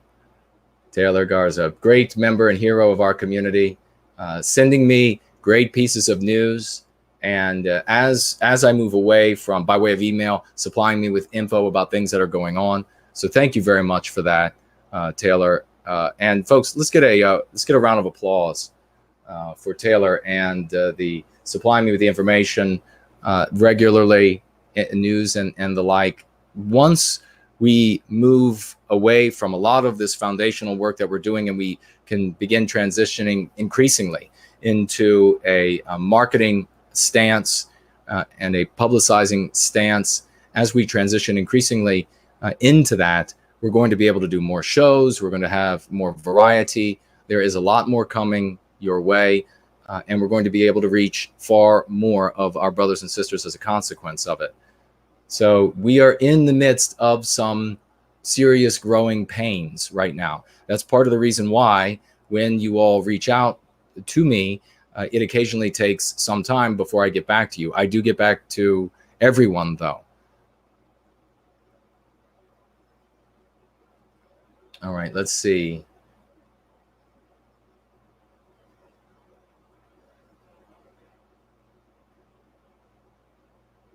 Seaver says, Stephen and Taylor's super chats. Oh, that I missed. Those were the ones that I had to read. Signals asks if Tom Kaczynski has ever been on with me. He has. We plan on having him again in the near future as he is running for president. Rubber Dub says, amazing work, Brother Jason. Thank you so much for that. I'm going to open up my other screen and thank you all for the round of applause for Taylor. Those studies about all of those white people that in the general population that the anti-whites would define as alt-right. Those studies came to me by way of Taylor. So a big thank you. All right. Let's see. I want to read. We'll get through the super chats that we have. Looks like over on Ko-fi, we have a super chat of $51. $51 from Daughter of Albion. Thank you so much for the kind super chats over on Ko-fi. And writing, buy a pizza in honor of Based Salvini. I don't eat that stuff. I don't eat dairy. I don't eat any sort of wheat bread. Perhaps if somebody can make me a pizza with the alternative ingredients, I guess it's almond flour and almond, I guess cheese made out of almond milk. That would work. I'll happily eat one of those. And I will, what are they? No, Beret is for France, right? That's not Italy. I'm sorry about that. That was almost a grotesque faux pas. I don't know what I could wear in honor of Salvini. And we have Snow Duchess super chatting over on Cash App. $10. Thank you so much for that kind investment in the cause of white well-being. And writing for the United White College Fund with a smile face and tears coming down. Of course, probably Snow Duchess subjected, as many of us were in the United States, to these endless commercials decades ago about the United, I'm not even going to say the word. You can look it up. It was a United, began with the word, the letter was N, and then it was College Fund. I'm not going to say it because even though that's what it's actually called, I'm sure the video would be taken down as a consequence. So it's not the slur, but it nonetheless, I'm sure they will determine it to be a slur if I were to say it. So yes, indeed, the White College Fund, though. Thank you so much for that. Again, thank you to Daughter of Albion for that $51. Now that's over on Ko-fi, and that is a site that is the little theme of the site is that it's buy your content producer a coffee. So if I didn't get a pizza, then I would have a hell of a lot of coffees I could afford with those $51. But instead, I will put it all toward white well-being, and we will make glorious things happen with those $51. Other than just pleasing my palate, there are other ways to do that. Zenon writing, a mind is a terrible thing to waste. You have heard it too. Yes, a mind is a terrible. How many people let's see, what are the ones for? How many people were subjected to those commercials that were just endless? It was every 15 minutes or so, the commercial would come back on and it would say, you got to support the United End College Fund. A mind is a terrible thing to waste. And they would always show you a young non-white child with like a tear running down the face. And well, oddly enough, I just realized that don't they tattoo tears for their fellow gangbangers that get killed, and in their we piss here, you piss there, turf wars. Isn't that what they do? Tattoo. So always saw it was never that a white child's mind is a terrible thing to waste. No, if I were a multimillionaire, I would have produced such a commercial. And ladies and gentlemen, we have some amazing things in the works. Things are being assembled. There are a lot of growing pains, but there are going to be some amazing things coming forward in the future. If we keep this momentum going like we have it, I can promise you this: there will be fireworks in our lifetimes. That I can tell you.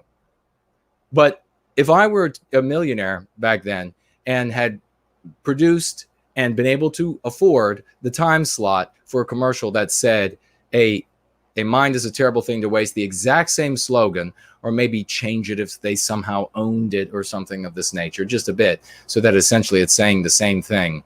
It would be a terrible thing to waste a mind. And then show a white child with a tear coming down. The anti-whites would go berserk. They would absolutely go berserk. And what does that tell you all? You all are learning here on Go Free. You have just learned everything you need to know about about that individual, those people who start shrieking.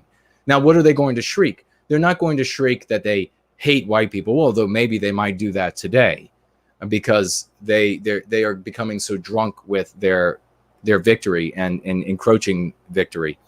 But most of them are going to try to wield numerous pretexts that are as old and as wizened as they can possibly be, and that we see right through now. It's going to be, well, what you can't focus on. Well, we saw the same thing, didn't we, when it came to Black Lives Matter? You couldn't say, anti-whites wouldn't let you say that all lives matter, because they don't want white lives to matter.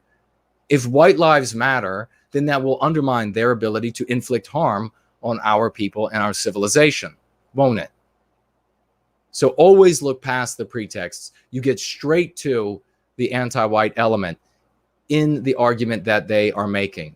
Tells us what they say there, tells us nothing, or what they would have said there, tells us absolutely nothing about the state of non-white achievement and what is responsible or causative, what have you, of that achievement or lack thereof. It tells us nothing about opportunities that are given to people whose parents and grandparents created those opportunities for them, as though we don't deserve to inherit as much as we deserve to bequeath. Right, ladies and gentlemen? We deserve to inherit from our parents and our grandparents and our great-grandparents, etc. We deserve to inherit it every bit as much as we deserve and have the right to bequeath to whom we want. But the anti-whites would deny that to you. They would deny you your rightful inheritance. That's what they do when they say you are privileged. That's what they do when they talk about all of these anti-white pretexts that follow that same line of thought, that same line of superstition, that you somehow don't deserve these things that your people, your ancestors created for you. Who else but for their descendants, for their people? There's nothing that the Chinese are doing today that any Chinese person, sane one, would say is meant for Nigerians. And yet, that is what the argument would look like if it were centered in China. So let's see, what else do we have here? Casual Cruising, great to see you over here. Super chatting $5 by way of the familiar alternative. Behind us stands a wall. Not a single millimeter can be yielded past it. Push forward. Do not falter. Our opponents may be numerous, but their narratives are weak when put under focus. Amen. Very well said. They are indeed. Not another inch. They get not another inch. And remember, ladies and gentlemen, we have to be fluid. We have to be protean. When they deny us a town, or they deny us the representation of one of our holidays, or what have you, something that we have come down from after generation of generation, a statue, a plaque, or what have you, in a court, and they destroy these things, they erase them, they white erase them. When they do these things, we find in ourselves the strength to stand again, that those things continue to exist because we continue to exist. We can take the territory back. When we say, put down your roots and move no further, that doesn't mean that the town or that piece of earth that you're standing on is what's relevant. When we say put down your roots, we're talking about putting down your roots in your soul, in your biospirit, that we again can take back what is rightfully ours, that we again can build those monuments and put those plaques back in place. That is what we mean when we say, not another millimeter. Put down roots. Stand your ground. The world has become a very new place. And those of us that follow this sophisticated train of thought will follow through the bottleneck. We have our own sea to split. And we will walk through the eye of that needle.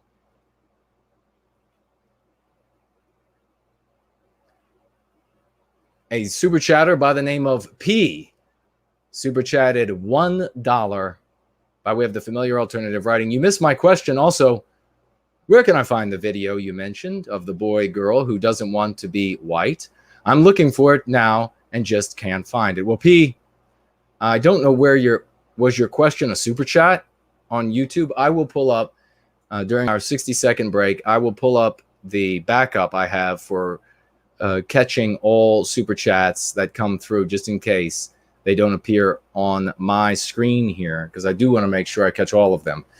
And I will look to see if you had a super chat that I missed. If you asked a regular question, could you please ask it again in the live chat?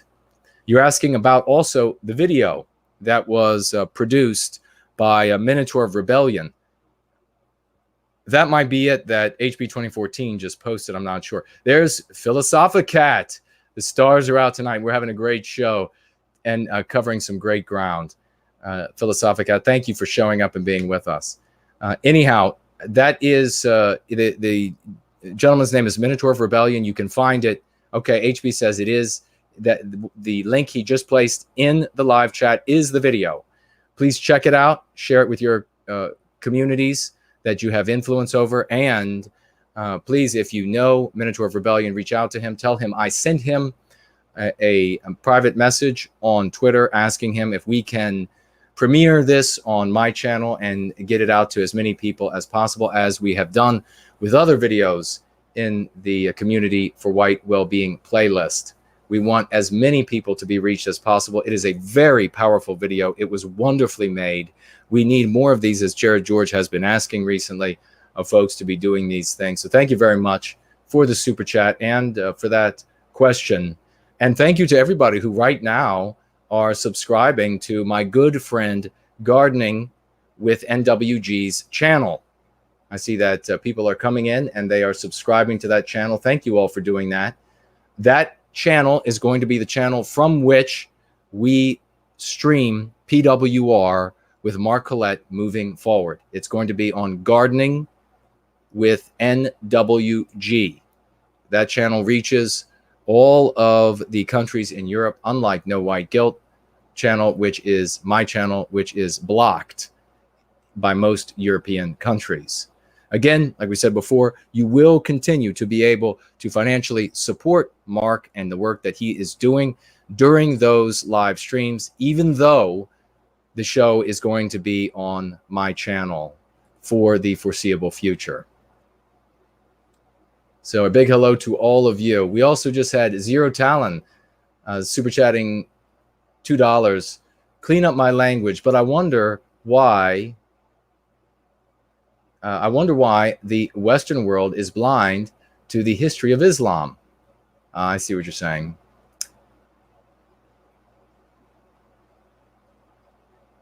Okay. Super chatting $2. Thank you very much for the kind super chat, Zero Talon, and for being here with us, being a grand participant in the cause for white well-being. Thank you so much. Well, I will say what Zero Talon is saying here is that right now there is a blindness to not only one specific group, but a great number of groups that are coming into the West. And it is a purposeful blindness. It is a hands over the eyes of our people, held by our victimizers standing behind us. They have a knife in our back and hands over our eyes so that we cannot see the sorts of trouble that are being brought into our midst by those who intend us trouble. We should, if we had governments controlled by our people for white well-being. Remember this, ladies and gentlemen, when the anti-whites say, you don't need to have any movement for white well-being, you don't need to have an identity, when they say all of this, because there are white people in the government, you need to point out, or white people that are executives in corporations, you need to point out to them that these whites are anti-white. You don't have a single white person at any powerful level that can come forward or has come forward and said, I'm white and I'm going to help out the founding stock of this nation. I'm going to make sure that no harm is done for them. I'm going to repeal the laws that are harming them. I'm going to use the Department of Justice to prosecute companies who discriminate against white people on the basis of their race. You don't have one, not one. So it doesn't matter what they look like. It doesn't matter. All that matters is whether they are anti-white or not. The same thing holds true with those who come to support white well-being. It doesn't matter what immutable characteristic they might have. If they want to come here and lock arms with us for white well-being and therefore a Western civilization in which they would rather live than the kinds of places they fled, then they are more than welcome to join us. Another reason why the anti-whites hate all the good that we are doing here is because they know that we are founded on and we create the context of a struggle between those who determine themselves to be anti-white and the Western kind, the white race, who is being victimized. We make no judgment on who is more or who is less or who is bad or who is good.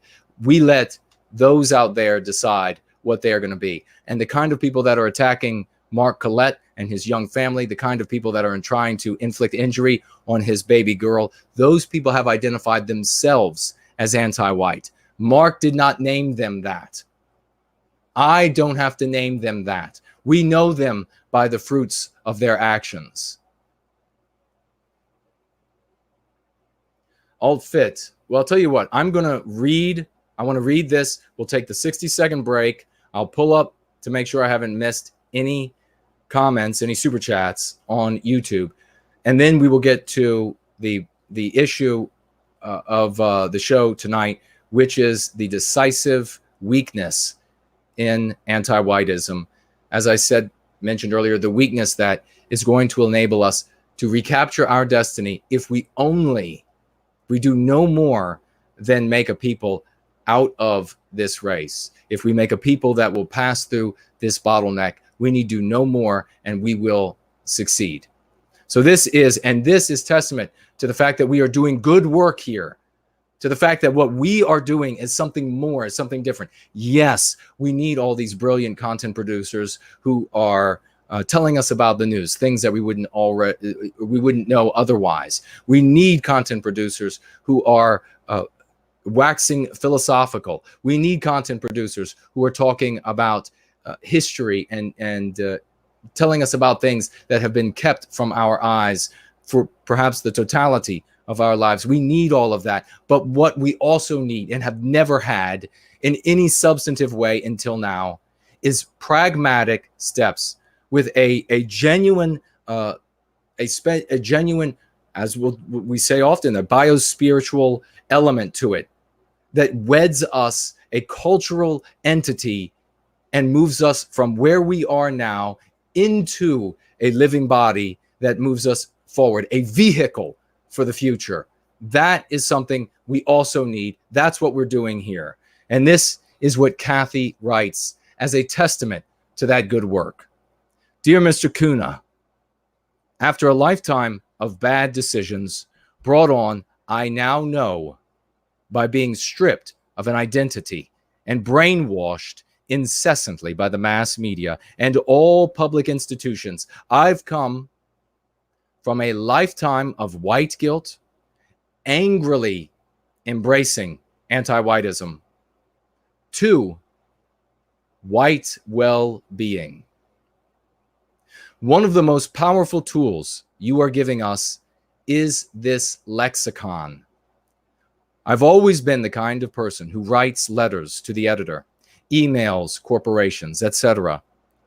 And you have given me the most incredible shorthand for what I always knew but couldn't quite verbalize without an entire paragraph. Now I can cut the hostility, drop the phony granting of anti-white points, and skip straight to the heart of the matter. Quote, that article was anti-white. Why is your publication promoting white erasure? Meme pathogens, as well as biospirits, are the most precise, prescient, brilliant terms you have coined. Exactly correct, my good sir. Thank you, all caps, thank you. My deepest gratitude. I salute you, no white guilt. I salute you, Kathy. Thank you for sharing your testimony. Thank you for growing in strength and knowledge and courage and honor and dignity for our people. Thank you for reaching out for white well-being and serving our people's well-being prior to even coming to us in the ways that you did, the writing of the emails and the writing of the letters. And thank you now for going free with this new vocabulary that you can use, this new vocabulary that you burn down the anti-whites with, that you pierce to the heart of their truth with. Thank you now for sharing this and helping many others to see that they too can come forward. They too can go free. They too can be empowered in the way that you have been empowered, getting stronger every day. And not only that, not something new from outside of you, which indeed it is, but also in unlocking, this is most important, of what is already there inside of you. That which has been shackled and held down, like the eagle that has never had its wings unfettered from its hatching, never knowing how high you can soar because you have been afflicted with anti-whiteism, never knowing the potential of your strength, of your mind, of your spirit until now, until you begin going free and tapping in to what truly is within inside of you, the aligning with the archetype of Western kind and becoming a new man or woman for our people, a new man or woman in your own life and hero for our destiny. That is what I thank you for. So we're going to take a 60-second break. We're going to go to the banner on the screen for 60 seconds.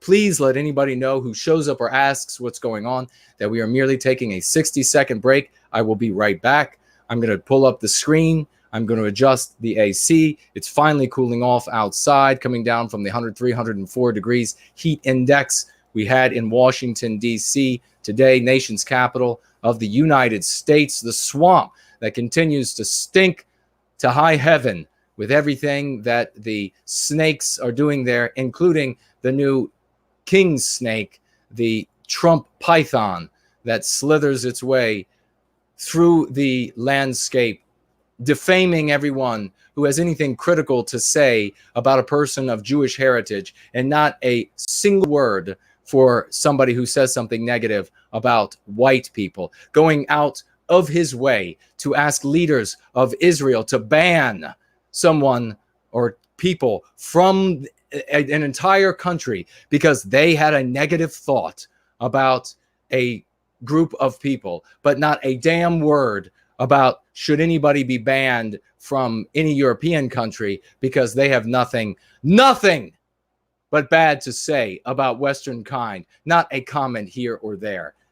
The commander and traitor in Washington, D.C. So, ladies and gentlemen, we're going to go to the banner, and I will be back in roughly 60 seconds.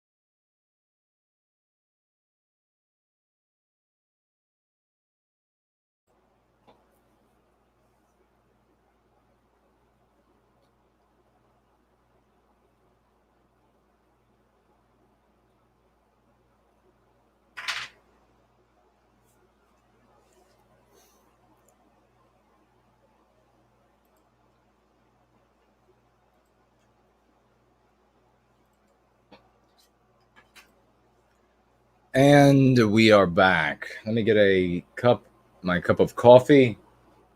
Big salute to Way of the World. And ladies and gentlemen, if you all produce, if you are in the white positive sphere, specifically going free and serving white well-being, a participant, and you have mugs of your own or something like this, and you would like for me to show them, use the mug on air, for example, reach out to me, nowhiteguilt.org, and we'll figure it out. I want to help you out. I want you to be a success.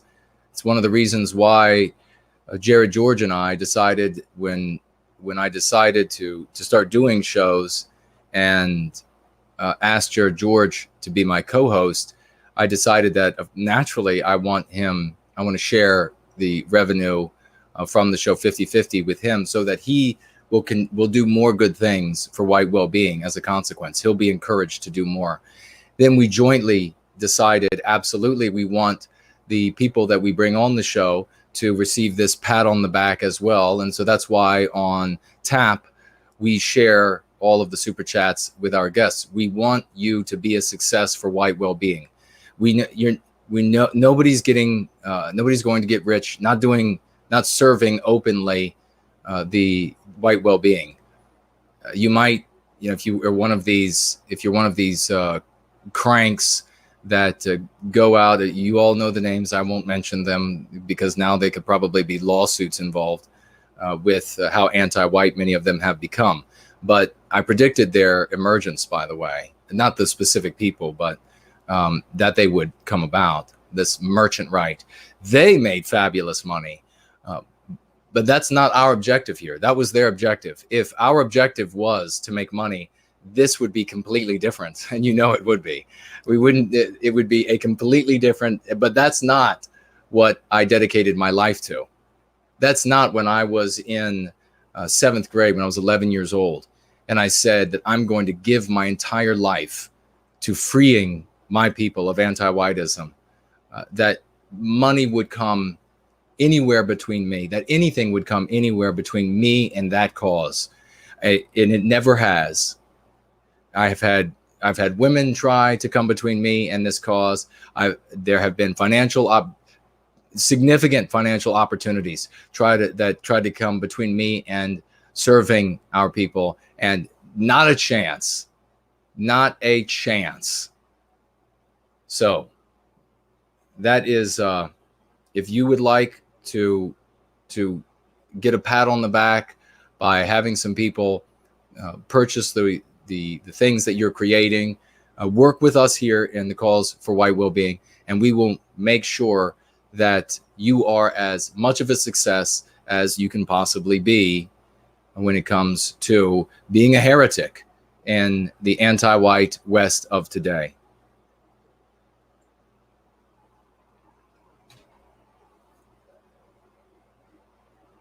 I see James asking, why is the link not available in the UK? If you're talking about this stream on the channel of No White Guilt, I will say that your government has banned the curative contagion of going free from reaching the English people. However,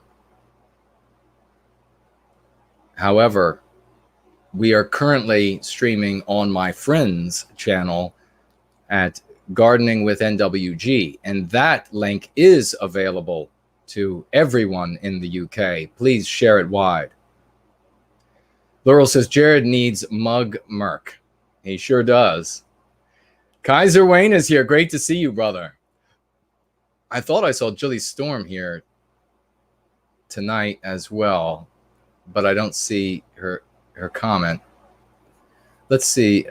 Kaiser just had something to say, and the chat just went crazy on me. So 1 second.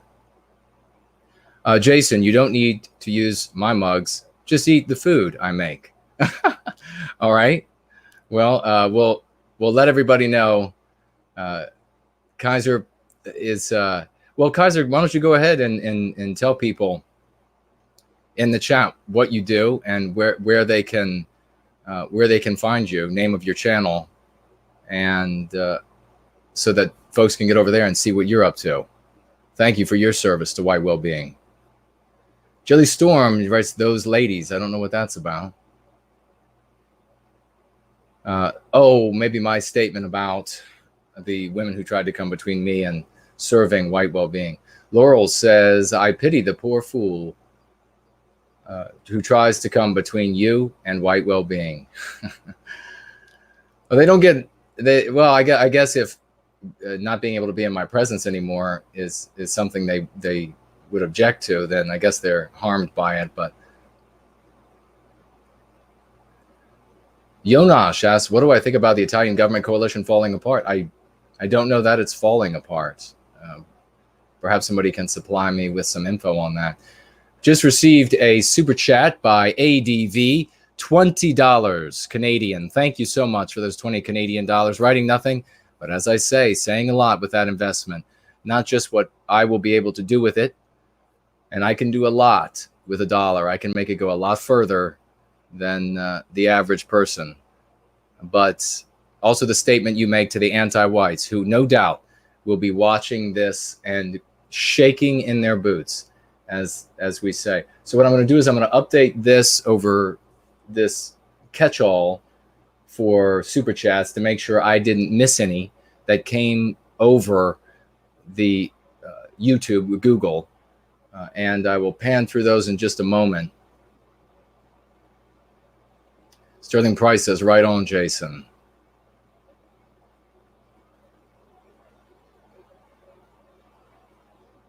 There's Coconut is here. Great to see you. We're having a great night tonight, folks. I feel like we're just getting started. Recocking the firearm and ready to let loose yet again, because we have something really exciting to share. Very exciting to share. You know, we talked earlier. We've talked about a bunch of things. We talked about the great letter that came in. We talked about the great work that people are doing. Named a lot of people and thanked them for that. We've talked about the absolutely the skullduggery, sickening, underhanded, unscrupulous attacks on Mark Collette's little baby. And ladies and gentlemen, frame it this way, because you know that if Mark loses his job, if Mark is attacked by a handful of anti-white malefactors out in the street, he's bludgeoned to within an inch of his life, you know that anything that's done to Mark and his partner is going to affect and harm his little girl. So this is an attack on that baby. Let's say it for what it is. It was like when they went after, when Jared George and I did the fundraiser for Red Ice last year. We pointed out, we were the only ones, by the way, who pointed out, and very proud in that. We're proud about the fact that we focus on the things that matter, not because we can be the only ones that focus on the things that matter. Lord knows we want more people focusing on these real things. I want more people using this lexicon. I have people, and God bless you. I appreciate, thank you so much for coming to me and saying, can I use, I know you use this phrase, or I know you, can I use it when yes, I want you all to use it. I want you all to use these words. If you have to, if you have an ego issue and you don't want the people that you're talking to know that it came from somewhere else, then just tell them that you made it up. I don't care. All I care about is our well-being. All I care about is preventing another white little girl from having to ask her mother if she's going to have to be white for the rest of her life. I feel that pain that the child feels, and that all of those others out there are feeling and are not articulating, or are articulating in the privacy of their homes, or articulating in public, but no filthy anti-white, non-white is tweeting about it and laughing her ass off about it for us to find out about it. That's what I want to have stop. So we want people focus on what did we focus on when they anti-whites were relentlessly attacking Red Ice last year, and we did the fundraiser for them and little Rorik. What did we focus on? We focused on their baby. You can go back and watch that show, and you'll see that no one else anywhere, everyone else is just talking about, well, just another censorship, just another effort to silence another voice. For God's sakes, our lives matter. Our babies matter. Their suffering matters. Their tears matter. How sick have we become with white noir, engendered by all of these meme pathogens, that we can't even think about the welfare of our own babies? How fragmented have we become that we don't care at all for the white baby across the street? It's just sickening. It is. Earlier we talked about the white noir, the gentleman who said he just came from, what was it, Washington State, and said after talking with the whites out there, he truly now knows what white noir is. This, my friends, the inability to actually identify our victimized members, our most victimized members, that is white noir, writ large across the sky, writ large across our faces. When you have members of our community, and in the modern West, who have to fear a knock on the door because they've said something positive about white people, because they care about our people and our destiny, because they care about the things that are happening to us, and they hear a knock at the door and they get scared. When you have that happening and that doesn't come to your mind, that's what's happening, you know you're sick. That is something you have to go free from, and the sooner the better. You're never going to be able to see your way to your betterment and to the betterment of our people if you don't instantly know what is weak and what is harmed by the victimizers of the white race.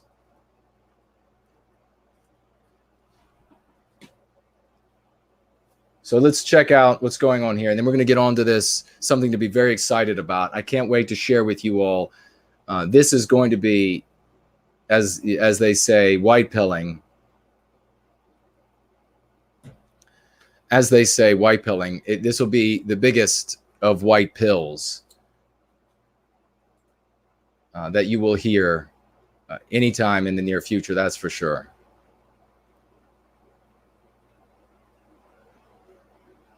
Jilly Storm said, you said Lana and Henrik's baby might not eat, might not get to a doctor during a high fever.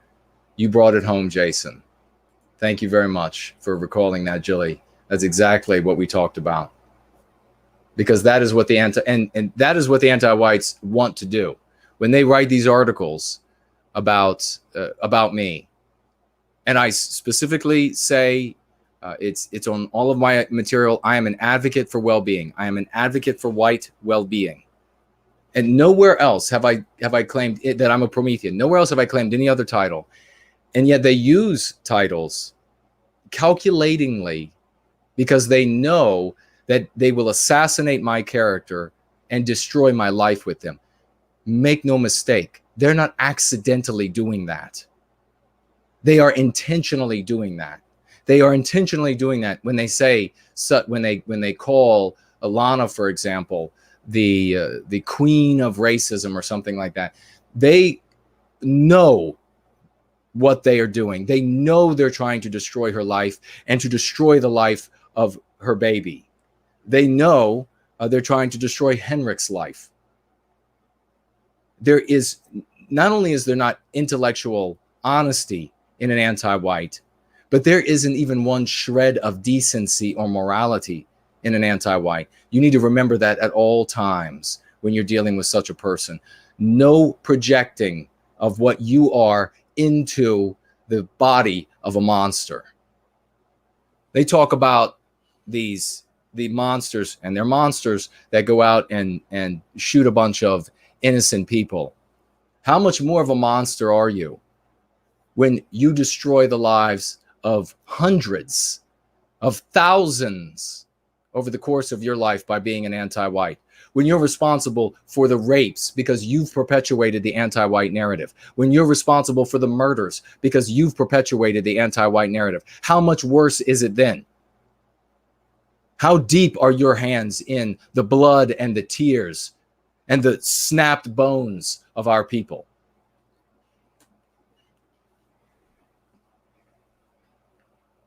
So let's get to these super chats and any questions you might have, and then we're going to get to this great news.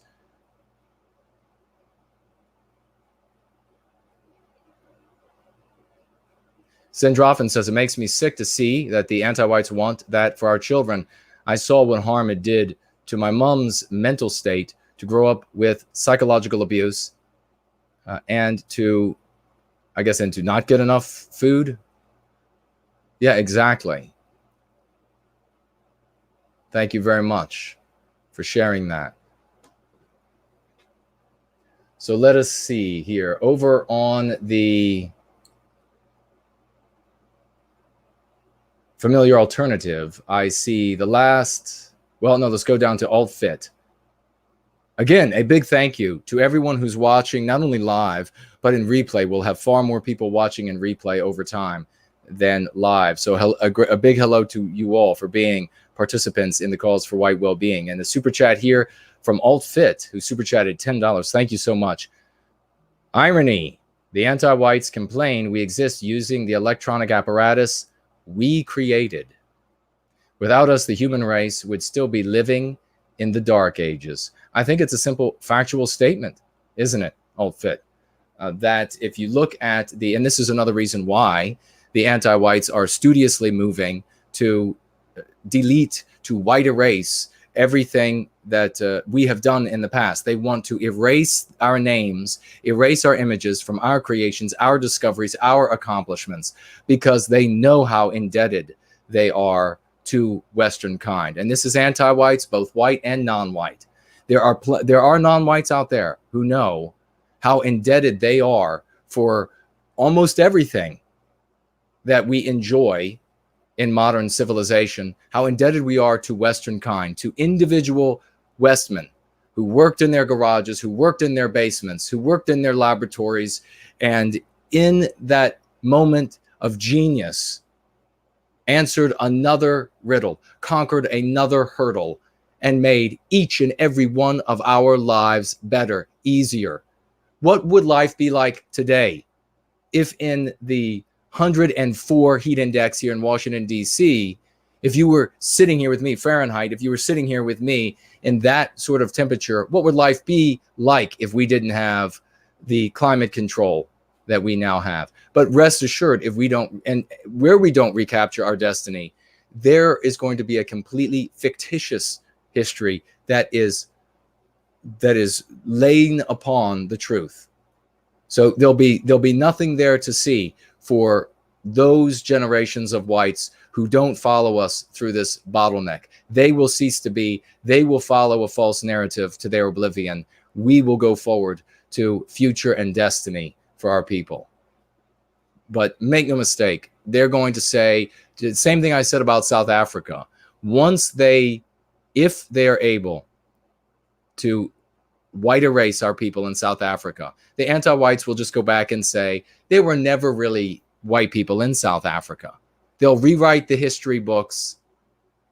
They'll white erase us right out of the history books. They'll say there were few white people in South Africa. Most of them moved away of their own volition, and the rest of them joyfully bred into the population and are now gone. So thank you, Old Fit, for that kind investment in the cause of white well-being. The Last Pelican, super chatting $50 by way of the familiar alternative. Thank you so much for that investment. Folks, let's get a round of applause as well for the last, actually, I don't think I'm seeing that wrong. Palocon, the Last Palocon. $50 outrighting Our Lives Matter. Our lives matter. They do. Very well said.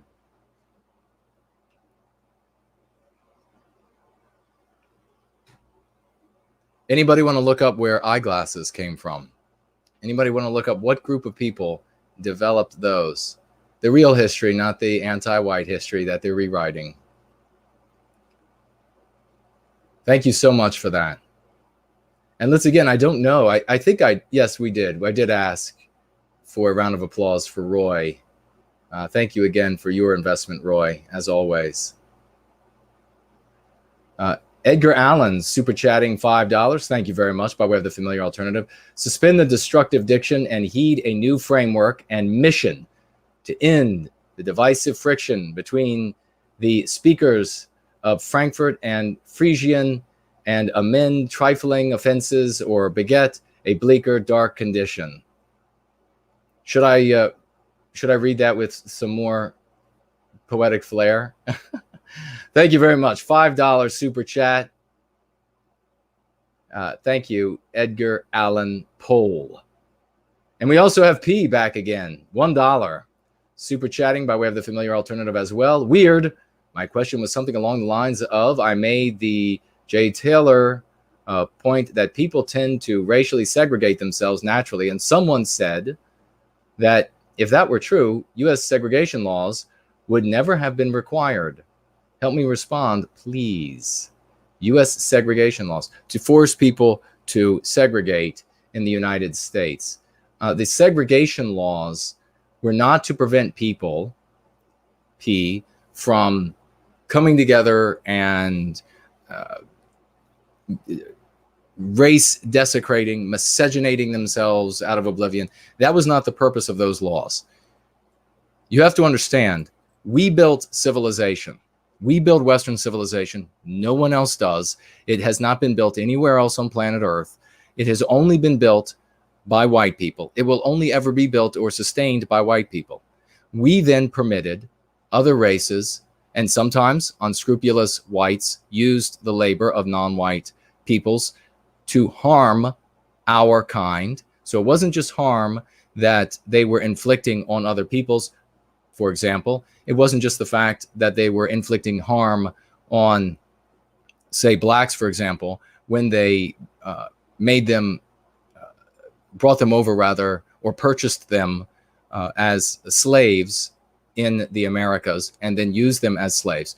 That was also harm that the wealthy were inflicting on the white population, who then who were not able to compete with those wealthy people. So it's not just a matter of these selfish individuals harming the non-white group. Here again, we are seeing the functioning of white noir in that we can't even see that we are harmed by the wealthy, unscrupulous individuals, criminal individuals in our own communities who harm other communities by bringing them in, just like is happening now with Central and South Americans, so that they have a cheaper labor pool to use, because they know these people lived in squalor and they'll be willing to live in squalor that is just a little bit better than where they came from.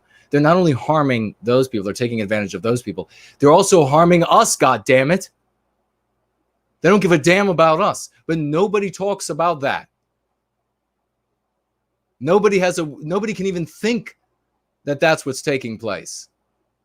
So we are just as angry with those unscrupulous business practices and individuals as anyone else from those other communities could be for any exploitation or what have you. They harmed us just as much, if not more, because once these individuals were here, they had with them their biospirits, which altered our environment. So you ask, P, why were there segregation laws? This is how it works. And I've talked about this before, so I'll just summarize it. Civilization is your house. Western civilization is your house. It's our house.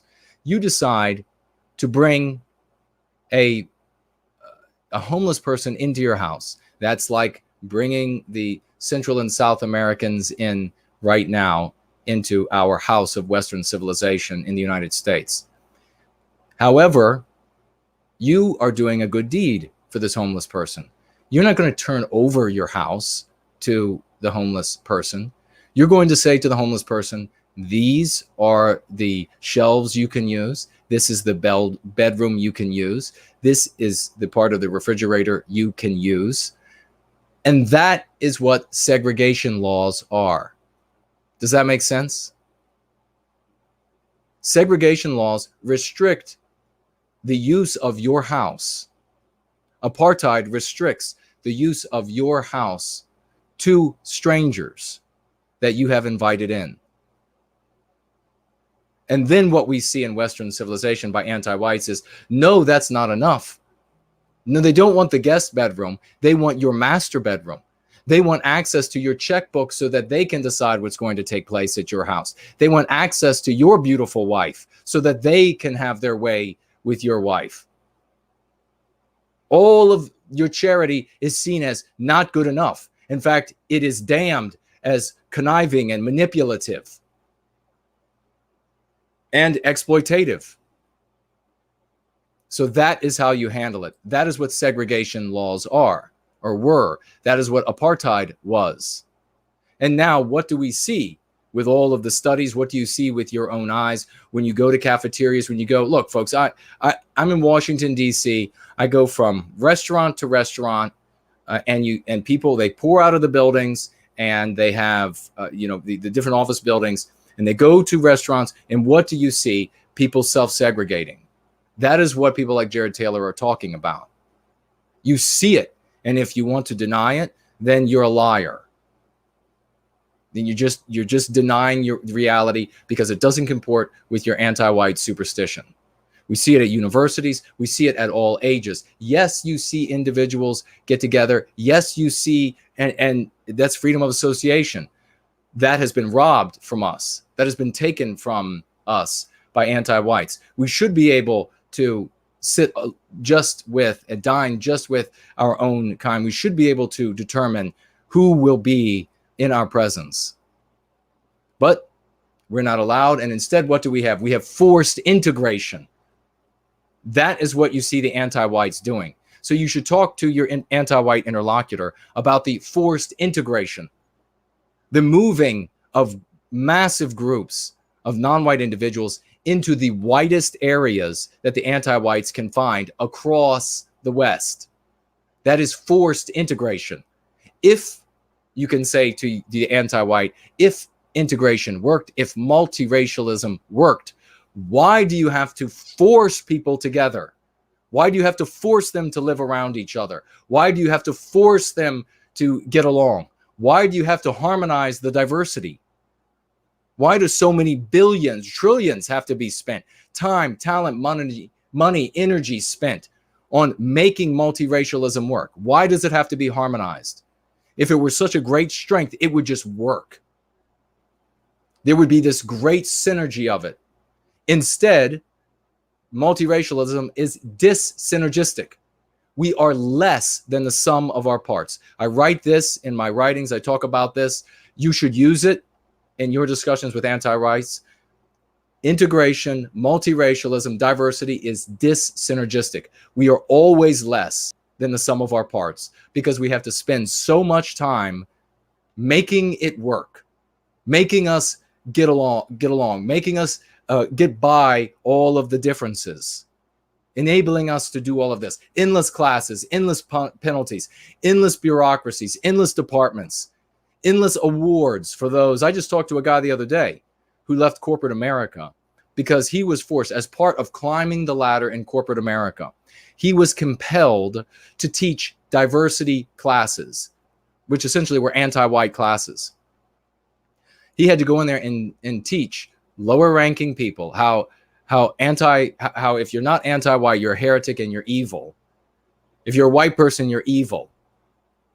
To group after group of wide-eyed white people entering the workforce. And he was actually graded and pay determined, bonuses determined on how well he taught them to be anti-white. That takes place in corporate America across the West. So he finally said enough is enough, and he left. There was no way to get beyond that in that environment. He had to fake day after day that he was anti-white to get the bonus, to pay for the pool that he's putting in the backyard, to pay the next car payment, to pay all of these things. You end up as a person, when more comes in, you rely on it. To pay for all these things, he had to look all of these white people in their eyes and say, you should feel guilty for being white.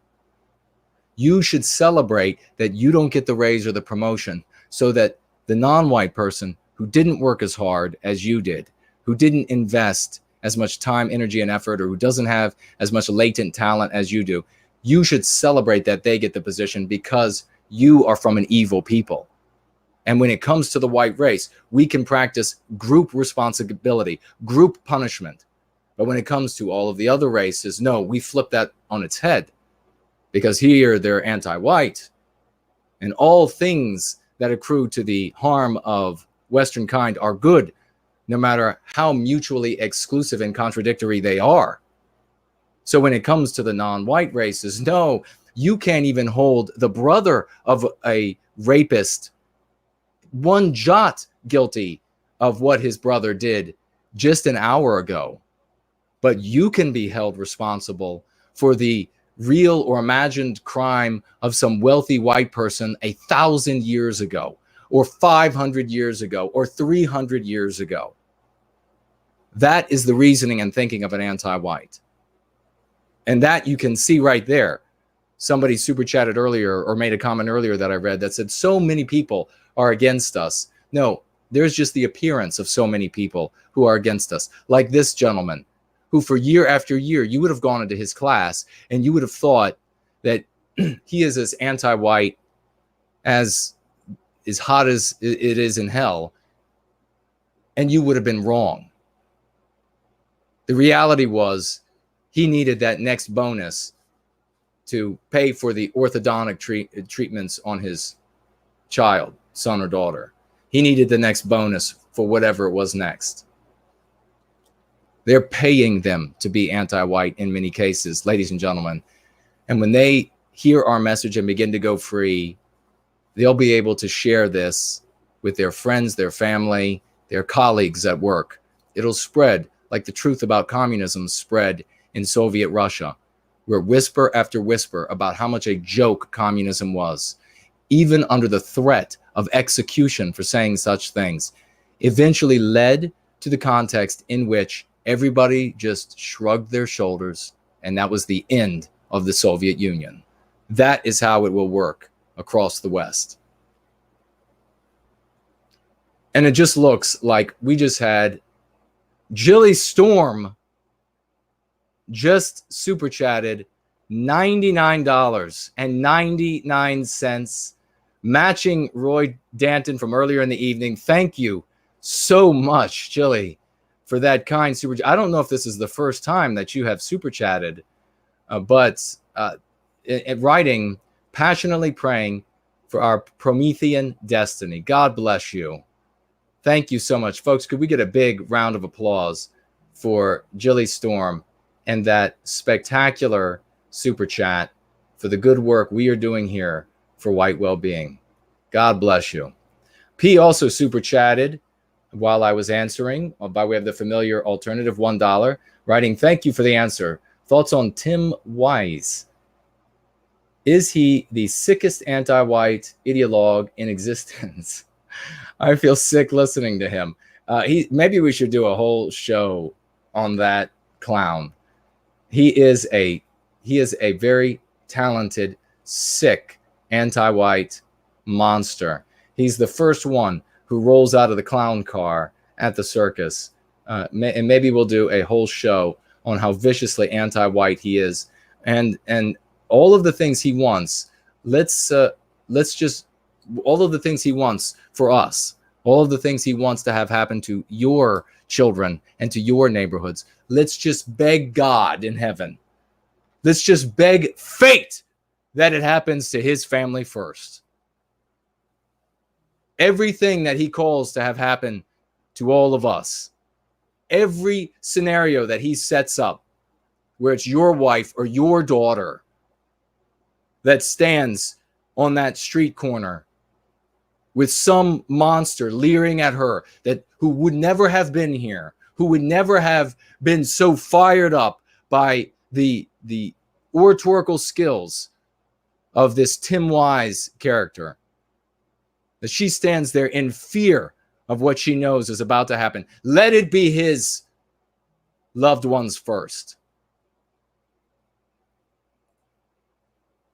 Let the demons that he calls up out of that Ouija board, let those demons visit him and his household first.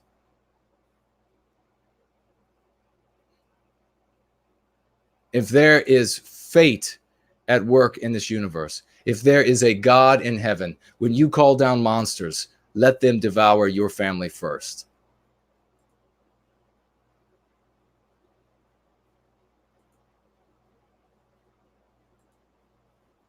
All right, let me get some more coffee, because you all know how I run on coffee. Water and coffee. A big thank you, a big heartfelt thank you to Jilly Storm. She was the creator of the phrase ethno state of mind, which beautifully replaced this idea of an ethno state tomorrow, which a lot of people ended up going out, and we're talking about this reputational investment last week. A lot of people ended up going out and telling their friends and family about how we need to have this ethno state next year or whatever it is. And bright people could talk about ethno state and talk about it as a teleos. And it's just our teleos. And I can, bright people can talk about that, but then others listen to it and then they go repeat it to friends and family. Friends and family think you're crazy after saying that. They demonize you easily for saying that. And then when you go back with something genuine that you could help them with, like going free, all they can remember is, didn't he or she say something about exterminating some group or thus, so that they could have some purity state? They're not going to remember the argument, the witty arguments you made about, well, this other state does it in the Middle East, or they're not going to remember any of that. They're just going to remember these awful things, and they're not going to be able to hear you. So that's reputational investment.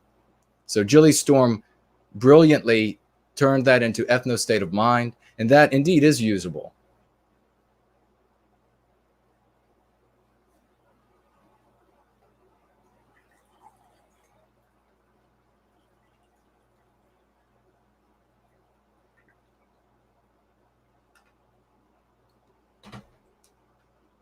All right, let me scroll back through. I want to make sure we didn't miss anyone.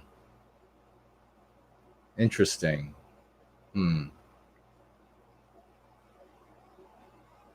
All right.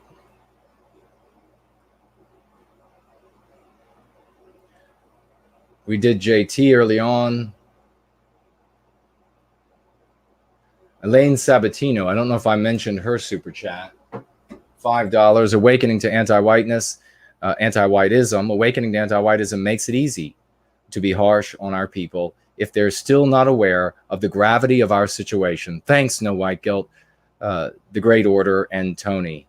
Well, thank you very much, Elaine, for that kind super chat. I think I missed that earlier in the show. And I know you're at work right now, but you'll be listening to this in replay. So a hello to you when you listen. We got Mrs. Horst's $4.99 super chat. Machiavellia sucks. Super chatting earlier in the evening. $1.99. Let's see here. Thank you very much for that kind investment.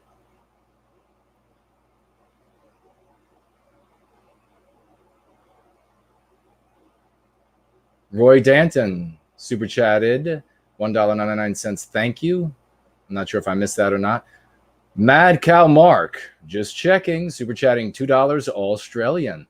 Thank you very much for that kind investment all the way over from Oz. Sandrofin just wrote, it's 2:15 a.m. here and I'm going to bed.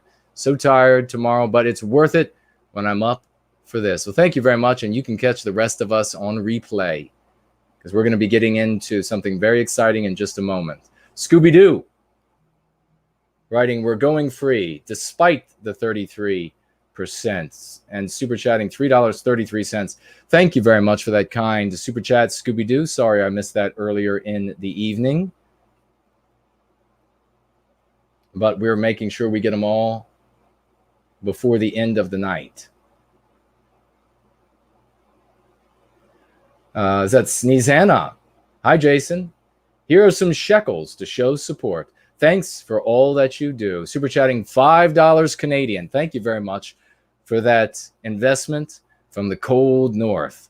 I can't even imagine what the winters are like up there. They get bad enough down here in Washington, D.C. But thank you very much for the shekels, as you say.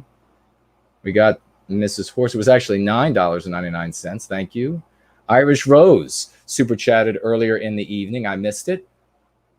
Didn't write anything, but said loud and clear, 14 pounds and 88 pence. I understand from the great Poseidon that is a very lucky number, and I should think about playing it in a lotto. Thank you very much, Irish Rose, for your investment in white well-being.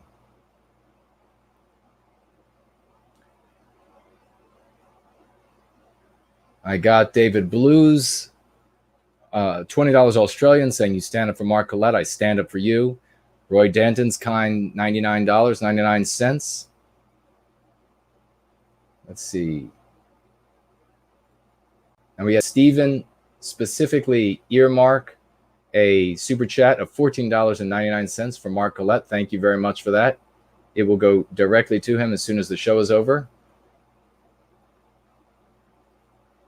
I loved Taylor's super chat of $4.99 where he wrote, I'm a proud member of the carbon community.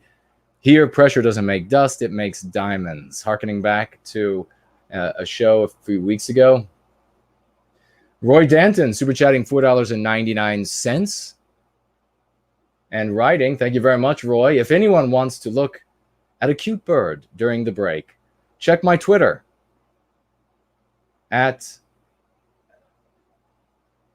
I'll just spell it for everyone. I guess everybody saw it, but it was TheRoiDanton.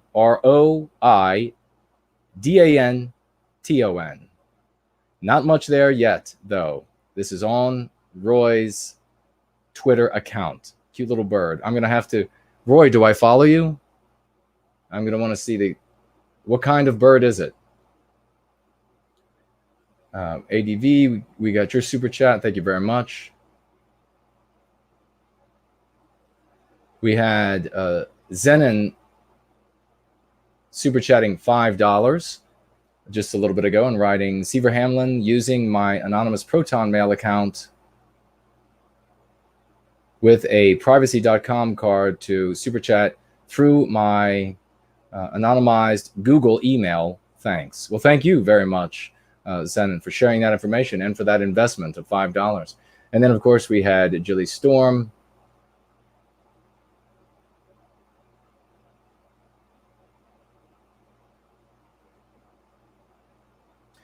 Zenon super chatting $5 moments ago, I believe, and writing, if the integration worked, there would be examples of some other people aside from us choosing to integrate voluntarily in large numbers and succeeding. Precisely, very well written.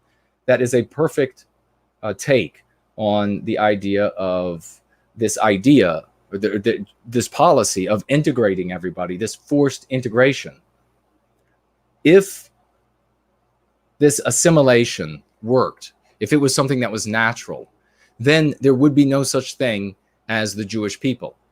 They have been with us for thousands of years, and yet they have not assimilated. That is the only argument you need against assimilation. It doesn't happen. The different peoples have different biospirits. Those biospirits perpetuate themselves. They don't just decide to cease to be. It requires a great energy, the kind of energy that the anti-whites are putting in to victimize us, to inflict this sort of horror upon a people, this white erasure that we are seeing. It doesn't happen naturally. So thank you very much for that investment and those insightful words. We have Eddie super chatting $10 for Mark.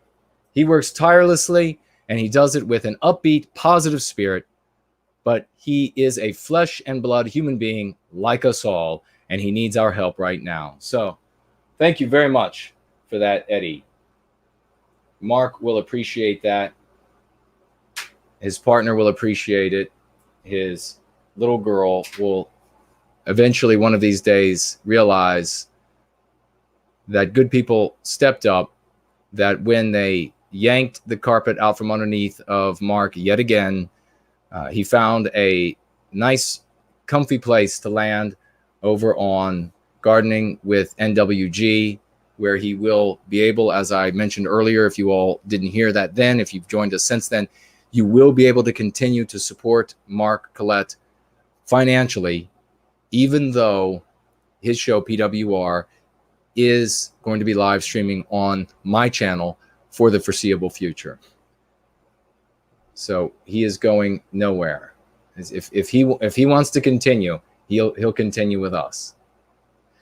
DJ in the UK, £2, few pounds for White Will being my friend. Thank you very much for those few pounds. I really deeply appreciate it. All right, ladies and gentlemen, are you ready to get on to the most exciting information of the night? Looks like we've been streaming for almost 3 hours, and it feels like we're just getting rolling. I could fight for white well-being without sleep and I have done it actually. Just what was it, last week? I went 3 days without sleep.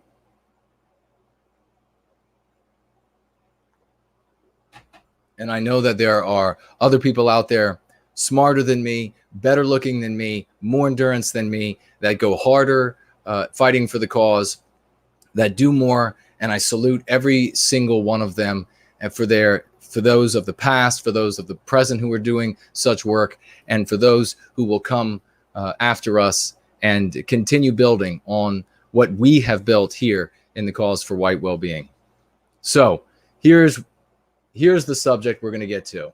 Let me refresh over here on these other two platforms. I don't want to miss anybody's potential comment or question when they super chat.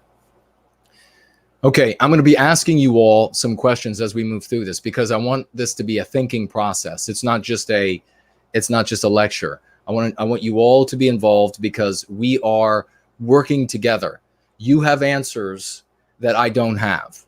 Someone in this community has answers that you don't have. We need to listen to each other. We need to work together. There is no grand poobah. There is no center that without which there wouldn't be any of us. We are all working together as a team. We are going to cross that finish line as a team. So anti-whiteism has a fatal flaw. I discovered it many years ago. There's a superficial way to look at this. There's a very superficial way to sort of dismiss this kind of a thing. I've seen others do it in the past without fully grasping the implications. The implications of this fatal flaw for anti-whiteism are understood by the anti-white elites. And I want this to put a big smile in your heart, because it puts a big smile in my heart to know that the anti-white elites, with all their wealth, with all of their connections, with all of their human resource and capital that they have at their disposal, are sweating bullets over this reality. I want that to put a smile on your face, because there are so many things that day after day people have an easy, it's human nature to focus on the things that are ugly, the things that are wrong, the things that are broken. The squeaky wheel, as they say in many Western countries, is the wheel that gets the attention. It's the wheel that gets the oil. That is human nature. So we have to take a moment to realize that we have a lot of positive things that are going on for us as well. You can't just ask, what's wrong with me? You have to also ask, what's right with me? Does that make sense? What is going wrong, but what is going right? So the question I have here for you is, why or how are the disparate groups that compose the anti-white confederation, these disparate groups that compose that confederation, why or how are they able to unite? The answer to this question is important. Sir Edmund Charles says yes. Thank you so much for chiming in. Chime in, folks. If this is making sense to you, let us know. Minotaur of Rebellion is here. This is the gentleman that just made out of my oration, out of the young girl, made this fantastic video. And Minotaur of Rebellion, I sent you a private message on YouTube. Please, if you could check and respond to me there, I would be honored if you would allow us to. I've already said it in the what my objective was, so I might as well. I'm not really putting you on the spot here. You could take all the time to think about it you want, but I would very much like to play your video as a premiere on my channel for the entirety of the community, so that we can get this information, this great work that you have done for white well-being, out to as many people as possible. So if you could respond to my private message with whatever you're thinking about, I will honor it. So thank you very much for showing up and being a part of the work we're doing here, and for that magnificent contribution of that video. It is going to be one of those videos that is played again and again in household after household. People are going to be sharing it. So a big salute to you and a big debt of gratitude. Brent Danger says about the question I just asked, which is, why or how are the disparate groups that compose the anti-white confederation, we know there are a bunch of different groups that compose that confederation, why or how are they able to unite? Brent Danger says they have tribal cohesiveness. undoubtedly plays a role. Sneezana says they use Eastern Europeans against Western Europeans too. Indeed, the anti-whites take every division, every natural cleft, every meaningless cleft between our people, and they magnify it into something that's worthy of killing over. And we are never going to allow them to do that again. At least those of us who are going to pass through the bottleneck and become a new people. We are never going to allow them to do that again. That is part of their strategy. If you had the means, the wealth and power to victimize some other group, and you were an evil person like these anti-whites, and you wanted to do that, one of the easiest ways, you can imagine a fictional land where you had people who live in the mountains and people who lived on the plains. It would be terribly easy to get them at each other's throats. That is exactly what the anti-whites do. That is a prime example. Thank you for sharing that.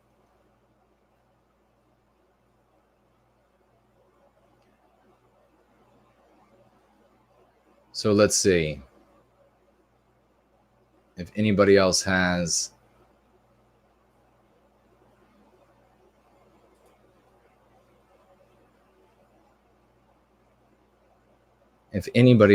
any responses to that question.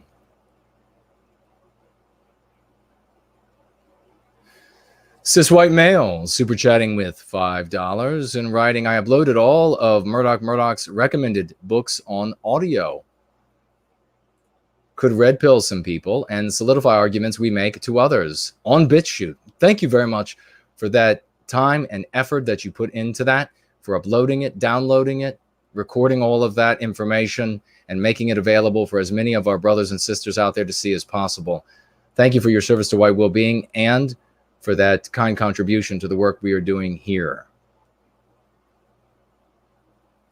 Brand Danger says they use, to the question I've asked, they use whites as a common enemy to unite them into one confederation. Very, very close to what I am going to be talking about in one moment.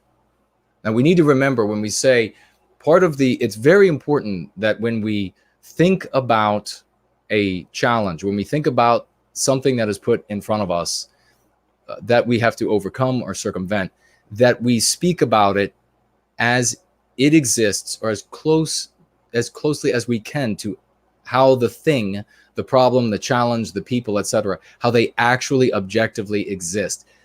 There's another subject, and we could get to it on another Going Free stream, maybe midweek or next Sunday or something, where I want to talk about when people on our side, they're talking about the government deplatforms because of this, or YouTube deplatforms because of that, how that actually undermines arriving at actionable and productive conclusions because you're not asking the right questions. In fact, you are anthropomorphizing and you are ascribing and traits, etc., on which you're basing points that lead your thought astray. So it doesn't matter how intelligent the observer is to the challenge. The intelligence enables you to hold more points. More intelligence enables you to hold more points of data in your mind at one time, and to see how they connect, and therefore able to kind of, in a way, see beyond the horizon. The more intelligent, the more points, the more connections, and to see, therefore, beyond the horizon, beyond the tomorrow. Even if a person is of supremely high intelligence, but they cripple themselves with that sort of approach, they won't come to correct conclusions. Does that make sense?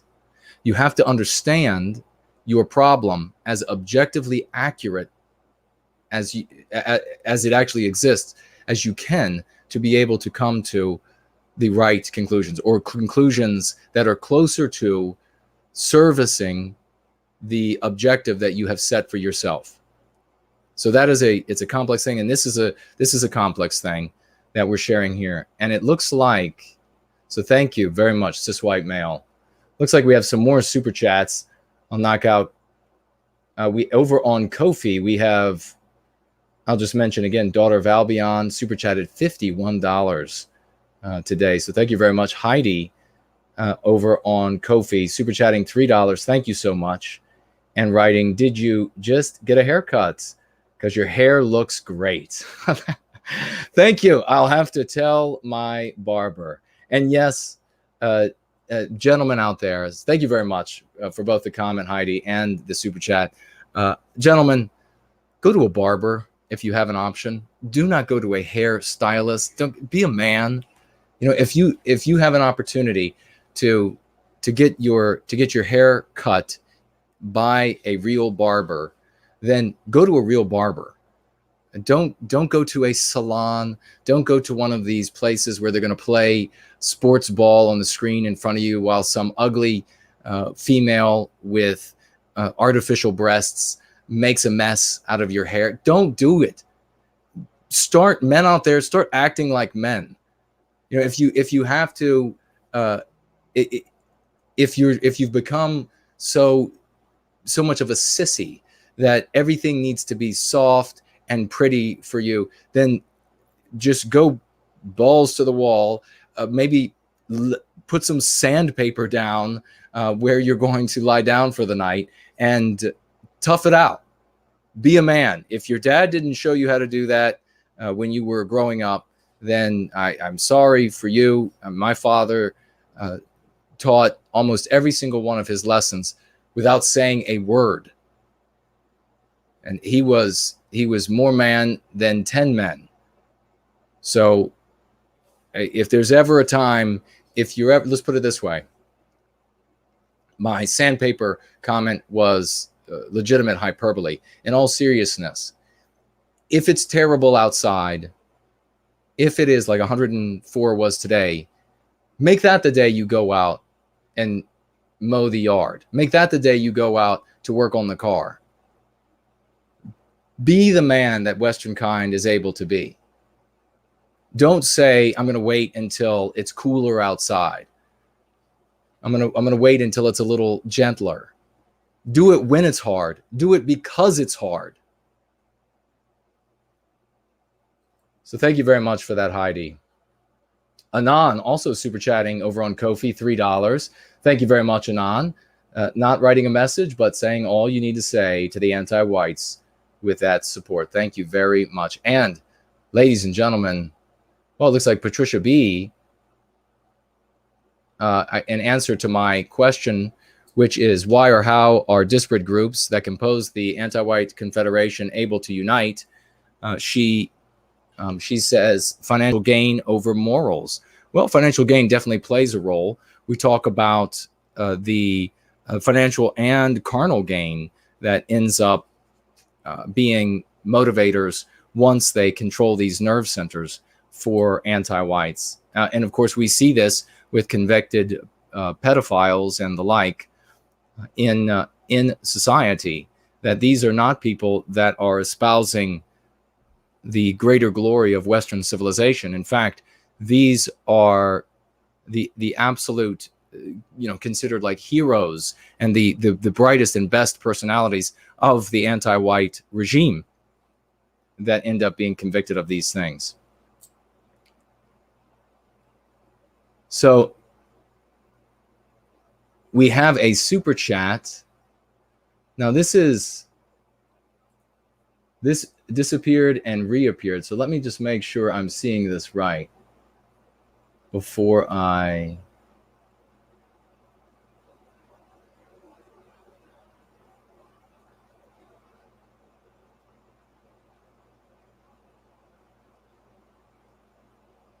Okay, great. Looks like we have not missed anybody. Perfect.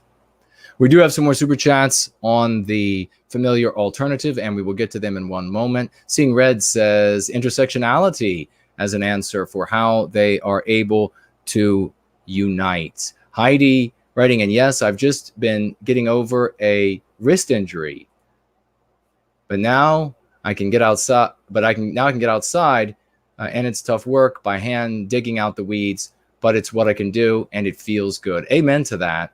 Actually, we'll be doing in the future some videos out in the garden. Spartan Warrior Queen says, we are all laughing in the gardening channel.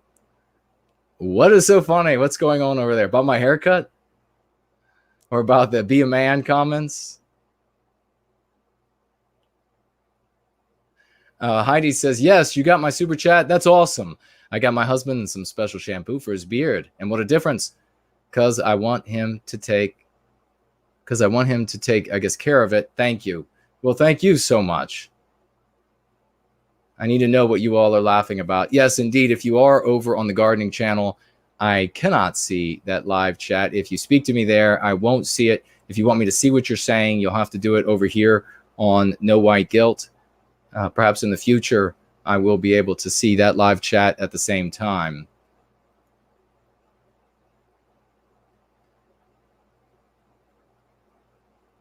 Colin says, thanks for taking a look at my video last night. Good to see you, brother. Well, it's great to see you. Glad to have you here. Let's keep rolling.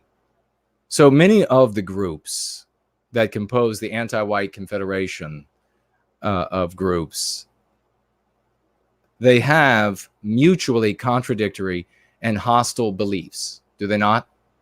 Can you think of some of the groups that compose the anti-white confederation and how they conflict? They have mutually contradictory and hostile belief systems. Can anybody think of any? We just had a super chat from Michigan Wave, $20. Please send this to Mark. Your voices must not be silenced. We fight on, come what may. Absolutely. Thank you very much for that. And it absolutely will go to Mark. And you will be able to continue to support Mark financially as PWR live streams from the channel Gardening with NWG.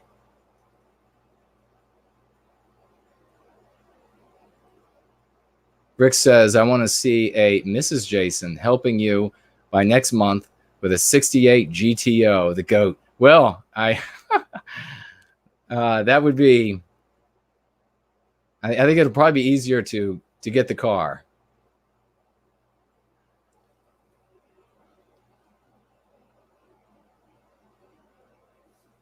Okay, Zanan says Bill Maher and Ilhan Omar have hostile belief systems, but both are rabid leftists. Well, anti-whites. Both are rabid anti-whites, indeed. Snezana, open border versus Native American, claiming we're invaders. How is this not contradictory? Precisely. Precisely. Let's dig a little deeper, ladies and gentlemen. How do the different groups of the anti-white confederation, what are the ways in which some of these groups have hostile belief systems? Mutually contradictory belief systems. Roy Danton says, imagine some of these anti-white groups having different biospirits. Absolutely, having different biospirits makes them hostile toward each other. Indeed, certainly the groups that compose the anti-white confederation. I mean, black people have their own biospirit, Jewish people have their own biospirit, etc. So blacks who are anti-white and Jews who are anti-white working together against the well-being of white people to inflict harm on us, they have their own biospirits, and those biospirits are in conflict. Great point. How about the fact that most homosexuals believe that one is born a homosexual? Not all, but most homosexuals believe that you're born a homosexual. Now, whether that's true or not is irrelevant. That's not the discussion here. Most homosexuals, though, believe this. Transsexuals and feminists believe that gender is forced on children. Isn't that contradictory? Brent Danger says they complain about colonization, but believe they should live in white homelands. Absolutely. They do indeed.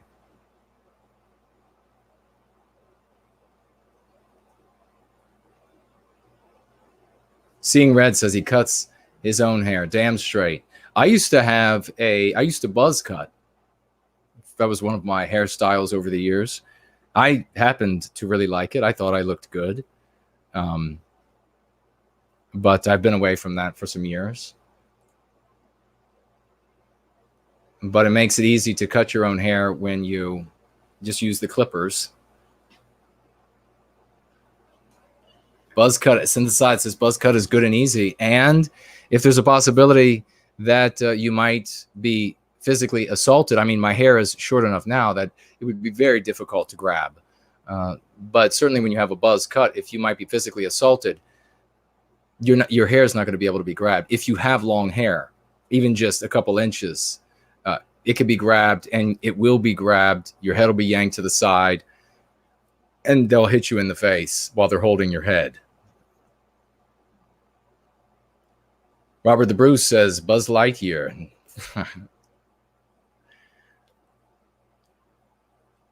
Okay, so we have a lot of contradictory things that we see. And for example, you have the many homosexuals that are anti-white because there are homosexuals that are serving white well-being. We're talking about homosexuals that are anti-white. Many homosexuals in general believe that they were born that way. I know there are homosexuals that believe that things happened in their life. Many homosexuals have come forward and said this, that happened. And then we're not having that discussion. They have differing opinions. There are homosexuals with different opinions. However, there are homosexuals within the anti-white confederation that believe that you were born a homosexual. However, that feminists, for example, believe that your roles, your gender, etc., is forced upon you. Those are mutually contradictory. Those two groups would be at each other. And what does Islam in general, not every Muslim person, but what does Islam in general, or some Muslims, not all Muslims, what do some Muslims think about feminists? What do some Muslims think about the roles of women in society? What do some Muslims think about, and we're talking about anti-white Muslims, what do some Muslims think about homosexuals? So again, how are these groups able to form any sort of confederation?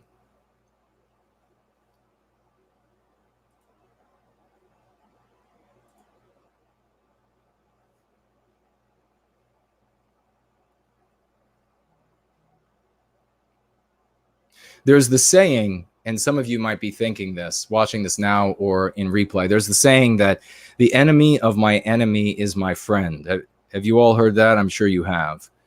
But I asked that question more in the sense of, for all I know, it is something that is only a saying that is only spoken in UK, US, Canada. It might not be normal, or might not be common in Australia or New Zealand or whatever. How many have heard the enemy of my enemy is my friend? If you believe that the way that the anti-white unholy alliance, that Red Pill Bulgaria very well said, perfectly timed too, just like the perfect amount of spices for a dish. Beautiful, well done. This unholy alliance, if you believe that they are able to unite under the enemy of my enemy is my friend scenario, then you would be wrong. Many people in the past have said, well, it's one of those cases. It's an enemy of my enemy. The anti-whites don't have an enemy. They don't have a group that is able to inflict commensurate harm on them. That is what an enemy is able to do. They have a victim. The anti-whites hold a victim, but be able to have an enemy of my enemy is my friend scenario means that you have to have, your gaps need to be bridgeable. You need to have many bridgeable gaps between you and the enemy of your enemy. You cannot have someone who is at fundamental odds with your group. Does that make sense? And the reason why is because it's not that it cannot be done by people who really don't care about either group's ideology. Many people make that mistake by a superficial approach to address the question. And when you have a superficial approach to address the question, you're going to end up with an incorrect answer. This is why this sort of strategizing and thinking is so important for our cause. When you have the diehards, the dyed-in-the-wools of this type of person and that type of person, if they have fundamental beliefs that are mutually contradictory, they cannot unite in the enemy of my enemy is my friend scenario, it's impossible because they can't overcome the differences. Where do we see that right now manifest saliently in the real world? We see it right now in the inability to form these alliances between different Muslim sects, even different Muslim towns and communities who so hate the next town over that even though they both hate this third group, they can't unite. It's a great example of a truism that too many people overlook when they want to ascribe the enemy of my enemy is my friend scenario to the anti-white, unholy confederation of victimizers against Western kind. So that does not apply because there aren't bridgeable differences. Here's the reason that these different groups, these disparate groups in the anti-white confederation are able to unite. The reason they are able to unite is because they have a common victim that they name oppressor. The reason that they are able to unite is because they all have a common victim that they all name oppressor. Does that make sense? As self-identified victims, they gain the right of self-defense. As self-identified victims, they gain the right of self-defense. So do you see what this actually means? Does anybody see what that reality actually means about this anti-white confederation? It's very important.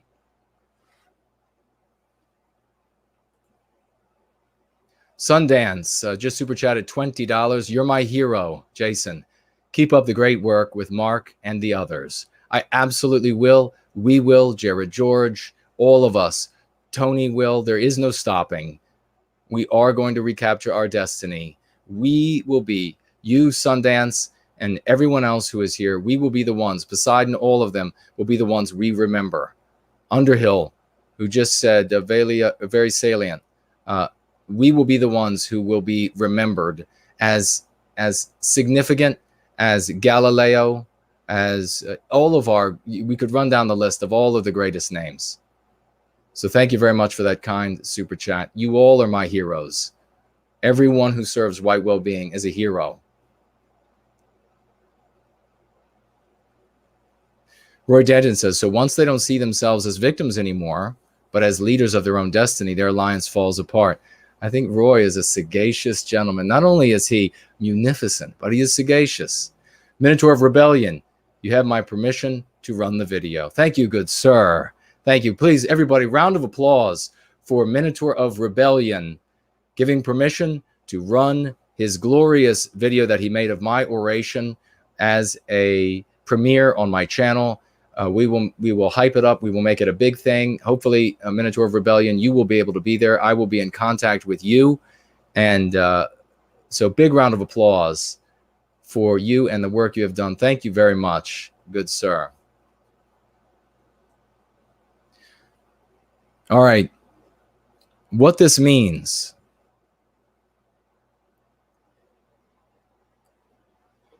What this reality means is that their unity, the unity of all of these disparate anti-white groups, is only an illusion.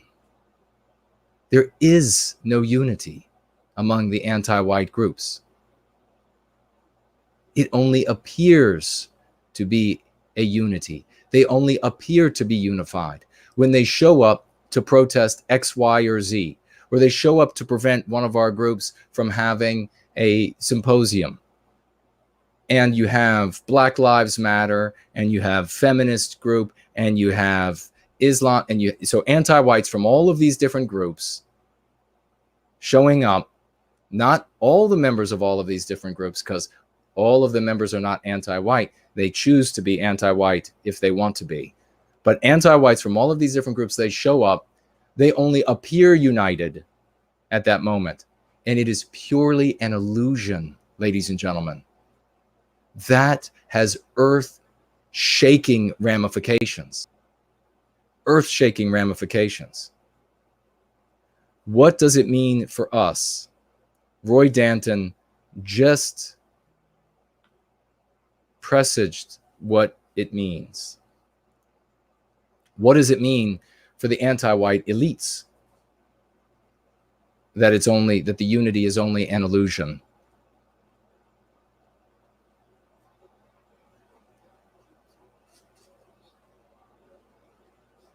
This is what it means. I put a name to it for the purpose of the discussion. We can keep it, we can propagate it, or we can dump it and just use it for the purpose of this conversation. It doesn't matter to me one way or the other. But the anti-white elites at the highest levels are talking about this. And what we are going to call it in this conversation is conquest conflagration. The anti-white elites, ladies and gentlemen, right now are wringing their hands over the moment that the percentage of anti-whites of all of these different groups begin to perceive that whatever percentage, they don't know what it will be, and they don't know a way to gauge or measure it. This is another thing that is causing them to go insane with grief, is that at some percentage, some measure of the anti-whites of all of these different groups that compose this anti-white unholy alliance or confederation, at some point, a certain percentage of them are going to perceive that they have achieved victory over Western kind, that there is no more resistance from Western kind, nothing significant at least. A small skirmish here, a small battle there, but otherwise the war is over. They now rule. And the moment that they come to that conclusion, their gaze goes from the hated white man and white woman and white child, and they turn it on each other. Then all of those unbridgeable gaps become points of extreme hostility, points of warfare, points of battle, of debate, of argument, of fists, of gunfights. No different than what you see now with the non-white groups battling out in gang warfare in the streets and in the prisons. No different than that. The anti-whites know this to be true. But what does it mean for us? If we continue to be a scattered, peopleless race, it means that the anti-whites elites will just manage the carnage. They will manage the civilizational disruption and slow descent into anarchy. And I promise you, they'll be able to manage it far longer than you'll be alive. But, and this is what I talked 3.5 hours ago about at the beginning of this stream. If we are able to form a people, a united people out of this race, and we will, the anti-whites are already talking about the fact that as soon as this conquest conflagration occurs, if the white race is a people, if it has an identity, they will easily reclaim their destiny. This isn't Jason Kuna, No White Guilt, telling you this. These are the brightest that the anti-white trillionaires can hire saying this. These are the brightest from around the world that are coming to this conclusion, the inescapable conclusion. It will be a spectacular conflagration when they turn on each other, ladies and gentlemen. And if we are ready in that moment, if we have formed a people out of this race, we will be the ones passing through the bottleneck. We will be the ones who have our own sea split. And at that moment, we will reclaim what is rightfully ours. All of their energy, all of their anger, all of their hatred and their undermining and their cunning evil, their unethical and immoral behavior will be turned upon each other. And the united white race, Western kind, will take back what is rightfully ours with the effort of a child grabbing candy from the counter. That is what the anti-whites know. So, if worst comes to worst, if we're not able to recapture our destiny prior to this conflagration, which I assert that we can and we will, even if that doesn't happen, and we form a people between now and then, our destiny is ours. This I can promise you. And so, are there any questions or any thoughts about that? Chuck Ford writing in saying, NWG, this is for Mark. Thank you, good sir.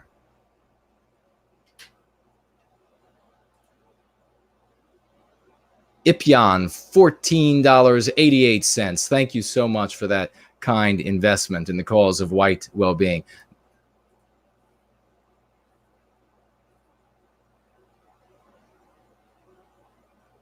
Send Aside says, I love the bottleneck metaphor.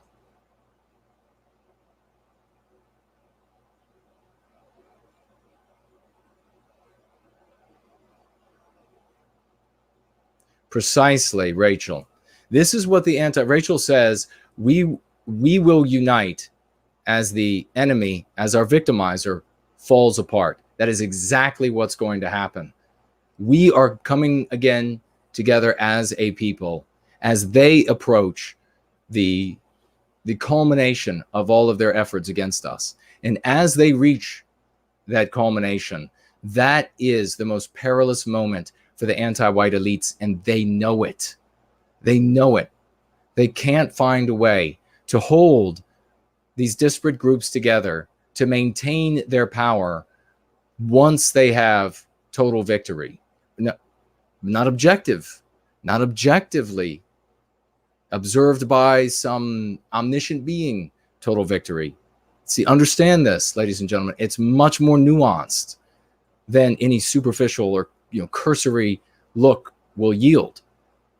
It is a perception, and a perception alone. It needs not be the totality of all of the anti-whites, of all of these different groups. It need only be a percentage of them that decides. And again, I say, they don't know what the percentage needs to be. They're fretting over, will it be 20%? Once 20% think that the white race is essentially defeated, will these different groups turn on each other at that point? Is it 15%? Is it 35%? They're talking about these things and they don't have an answer, and they are terrified about it. They are finally talking about it. I have started talking about that in a way that I didn't really want to, because I didn't want to say that we have to wait until they finally turn on each other, because we don't have to wait until they turn on each other. But the reality is that even if they're able to maintain everything together until that point, they lose as long as we reform ourselves as a people. And we need not need the totality of our race. We need only those who will make it through this bottleneck with us. The best, the brightest, the most heroic, the ones who are able to identify with our own kind, the ones who say that I stand first with my people before all else. Let all of those others who want to put ideas of ours ahead of our biosphere, let them all not make it through the bottleneck of history.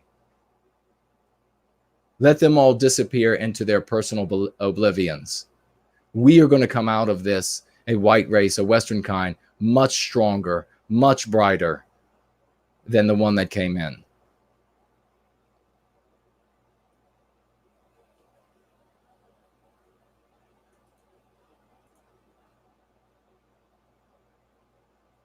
Amen. Robert the Bruce said amen to Ryan. Cortland is going to bed. Thank you for being with us. Brant Dangers says, what kind of timeline are we looking at? Is it possible to predict this? Yes and no. And that can be something we can talk about next time, because we're talking about contexts. And there is certain things that are possible and impossible in certain contexts. And this is another area of strategy that even the brightest trip themselves up on. But if you see context as how can I say, unchangeable, I guess I'll just say. If you see it as something that will never change, then your deductions from that situation, that context, are going to be burdened with whatever is going on in that context. That's a big discussion, and we can have that discussion on another Going Free episode, but we can absolutely talk about that and the possibility of being able to predict this. Surely we are already seeing the signs. Already the tremors are reaching us of these different groups beginning to turn leering eyes on one another, angry eyes on one another. We see it in a microcosm in all of these cities and towns where they have physically pushed whites or most whites out, and they begin to physically turn on each other. Those are microcosmic examples of what we are going to see on a macrocosmic level in the future. But we are already seeing it on the larger stage, and we will continue seeing this. The more evidence, the more signs of it, the better it is. And anything new that comes into this context for us, that serves to facilitate that process, the better it is for us and our well-being. But we need to pull together as a people while all of that's happening, because if we don't, it won't matter how bad they go at it with each other. The white race will just be spectators to the burning of Western civilization, to the sack of Rome and the extermination of our people. But if we become a people, we will be the ones who will march into that chaos. We will be the ones who will march into that void. And my friends, the ring of power, whatever metaphor you want to use for it, the governmental power will be there for us to take back our destiny. Governments that we created to serve our people, to serve our well-being, will be put back in our hands. And there will be nothing the anti-whites will be able to do about it. By the time they turn around from their own squalling with each other, it will be too late, because there won't be the white race that they found and exploited. There won't be this pathetic white race that was willing to bend over backwards for every claim of wrong, for every tear on brown or yellow or black skin. They won't find that white race there. They'll find a unified white race. They'll find a strong white race. They'll find a white race that isn't going to sacrifice itself, not one iota more, for any other group. So they will get nothing but fair treatment at that point. And that is definitely not an environment they want to be in, because fair treatment has never been what they were looking for. So let's see about the rest of these. I want you all to be excited about this. This is a powerful reality, because so many preach about the end of all things for us. And it absolutely is not the case. If you can see what I can see, if I have not shared it well enough, I'll just say again that the anti-white elites are terrified about this moment in history, and they are scrambling to hold back tomorrow.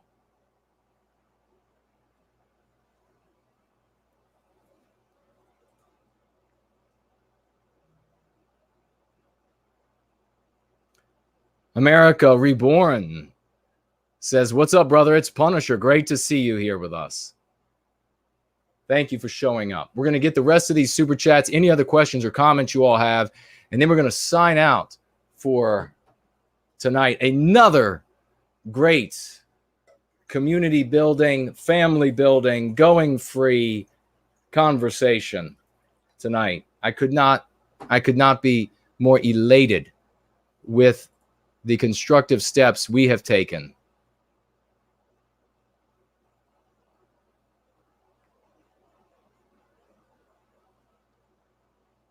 Ryan Manley says, Jason, for 2020. But one of these days I will, once all the I guess the foundation building is in place, I will run an informational campaign, and they will talk about it around the world.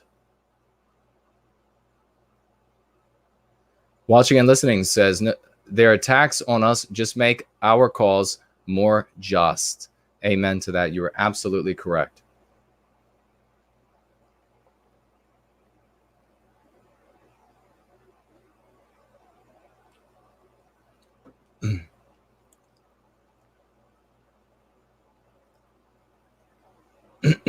Rachel says exactly. Robert says, Robert the Bruce, squat monsters deserve squat.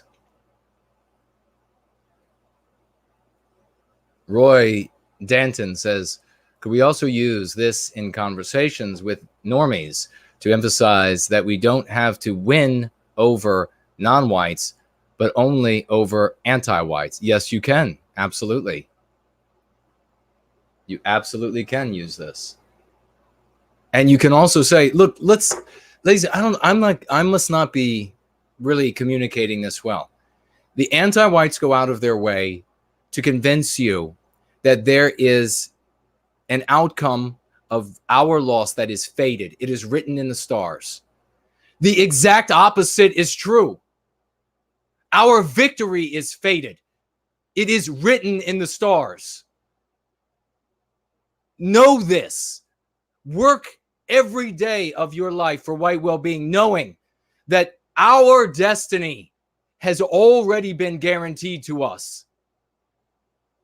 Our recapturing of all that is ours is already in the cards. This is game theory, ladies and gentlemen. It is like playing chess, and your opponent realizes that there are so many moves left on the board, and then you will have his king. And all that he can do now is plague you with dilatory tactics.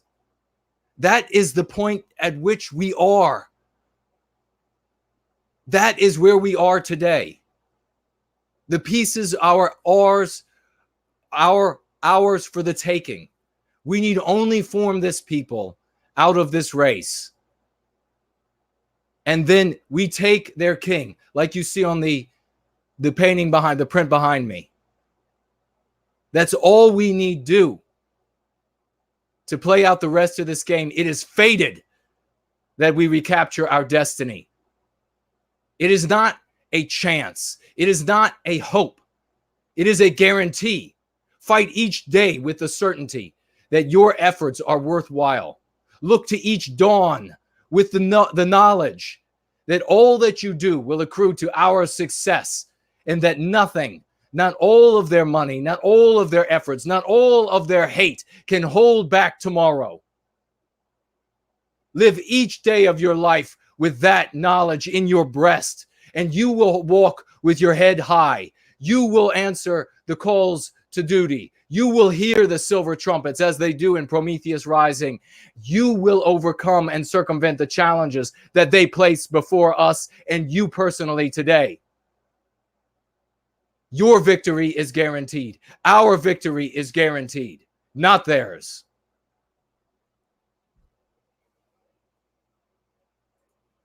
Roy Danton coming again as a hero, an absolute hero and participant of the community for white well-being. $49.99. This was one of the most powerful and inspiring messages that I've heard in my entire life, Roy writes. You just showed us a path to actually have a future. Our time is just beginning. It absolutely is, Roy. It absolutely is. It is guaranteed. Our success is guaranteed.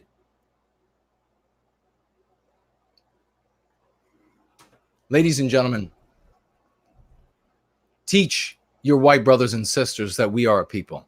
Teach your babies, your little boys and your little girls, that we are a people, that we have a history, that we have a glorious past, that we can take pride in every manifestation, every hue of Western civilization.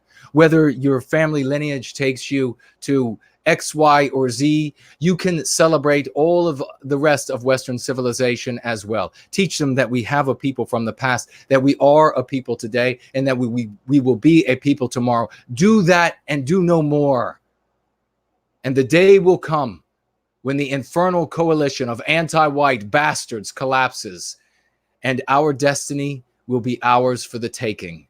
Not a soul left to guard the tower of power, where we will climb the steps, where once we looked like our brothers and sisters looked at that wall, that horrendous wall separating Germany, with all of its concertina wire and its guards with their rifles ready to shoot you, where they looked at all of that redoubtable in front of them and thought no day will come when that falls, when it's unmanned. And yet the day came. That is what it will be for you and I. We need only teach and preserve and give life to, nourish and feed our families and our community, build art, build connections, build community. And the day will come when the tower guards are gone, when they have taken to slitting each other's throats, and we will recapture what is ours. Take that with you every day of your life. Let me see what other super chats we have. I don't want to leave anybody out. And then that will wrap up for this Going Free. Roy Danton, thank you so much for those great words, great meaningful words. Your munificence of intelligence, of dollars, of efforts is unparalleled. Thank you so much. Over on the Familiar Alternative, we have Alt Fit super chatting $20. A friend on Gab alerted me to the possibility that the Christchurch shooting was we can't say those words on YouTube because they'll take the channel down. And he's saying that his friend has said that it is proven what his friend has said. I'll merely say that some people out there are saying that there is a little bit of a different take on the shooting. Alt Fits, $20. Thank you so very much for that investment in the cause of white well-being. And he writes, a magazine is already in the building before. Oh, okay. So this is more evidence that he is giving. Alt Fit, do you have a YouTube? Do you have, I can't recall, a Twitter where people can find this information that I'm not able to say on YouTube? People they can have evidence, they can have alternative theories, they can have supporting evidence, and all that matters is what the anti-whites say is reality. If you contradict that, we all know, and we don't contradict that here because we would never disagree with what the anti-whites believe. So no need to delete the channel, anti-whites, but there are competing perceptions, and they are bolstered by evidence or the lack of evidence held by different people out in the world. And perhaps if you search for your own out there, you'll find it on other platforms where speech is freer, and it's freer to share your own ideas about what's taking place in the world. Thank you so much, though, Alt Fit, for raising that. I think everybody understands what I'm saying, and contributing $20 to the cause of white well-being. Schlotz, super chat by way of the Familiar Alternative, $5. Thank you so much for the super chat. There is no losing. We have pushed back, and with our spirit, did I read this earlier? I'll read it again. There's no losing. We have pushed back with our spirit no, I don't think I did. At the fundamental levels, they were repelled at the kernel of our people. There will be survivors. There absolutely will be. Thank you so much. Those are great words, Schlotz. $5, Schlotz, for that. Thank you so much for that kind investment in the cause. There will be survivors. We will go forward as a stronger, better, brighter, more beautiful, and heroic people. No longer a people that will be able to be taken advantage of by anti-whites who come through the weeds like the viper and strike the hero in his heel where there is no armor to protect. No, we will set fire to the grasses before we pass, and every snake that slithers therein will cook in its own madness. Zero Talent super chatted $2. Coalitions can never hold together. Each faction thinks it deserves to rule in the end. The same thing happened in South Africa. Thank you very much. That's a sagacious point. $2 as well by way of the familiar alternative. I will check the other platforms quickly. If anybody has any more points, be sure to tag me on No White Guilt. Make the point now, and or wait until we are together again, which I'm already looking forward to doing. This has been a fantastic time together. I hope everybody has taken something away from this conversation, some inspiration. I mean, we had what was his name, Tyler, earlier in the show, say that he got off the road to addiction because of white well-being. We have Kathy here talking, I read earlier, about how much the lexicon and the dialectics of going free are serving her in her fight for white well-being. I have shared with you the reality that the recapturing of our destiny is fated as long as we do no more than teach our people that we are a people. We have always been a people, and we will always be a people. If we do no more than come together in that unity once again, we will find that the guards at the tower have slit each other's throats, and we will walk in without resistance to the recapturing of our destiny. So I've shared that with you all, something to be very inspired about. We have come together in the support of Mark Collette. His channel will, or his show, PWR, will continue to be streamed. We will continue to do good things by way of the guests that appear there and the good work that he, Patrick Slattery, are doing. Of course, we're going to continue doing great things with Jared George and Tony. White People's Quarterly is going to be available again to you all. We are inspired with and infused with the spirit of the West. It moves through us and speaks through us with a single voice that there will be no stopping us. We will recapture our destinies. So let's see what else we have here. We have Anon came back over on Ko-fi with a super chat of $18. Thank you so much for the kind super chat. Thank you for understanding the importance of men taking care of their hair, beards, mustaches.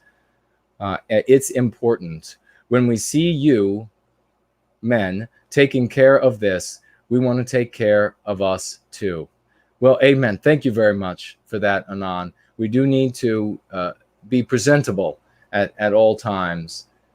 That doesn't mean that no man absolutely should be a fop. That is despicable. That is a consequence of contemporary society and another manifestation of white noir.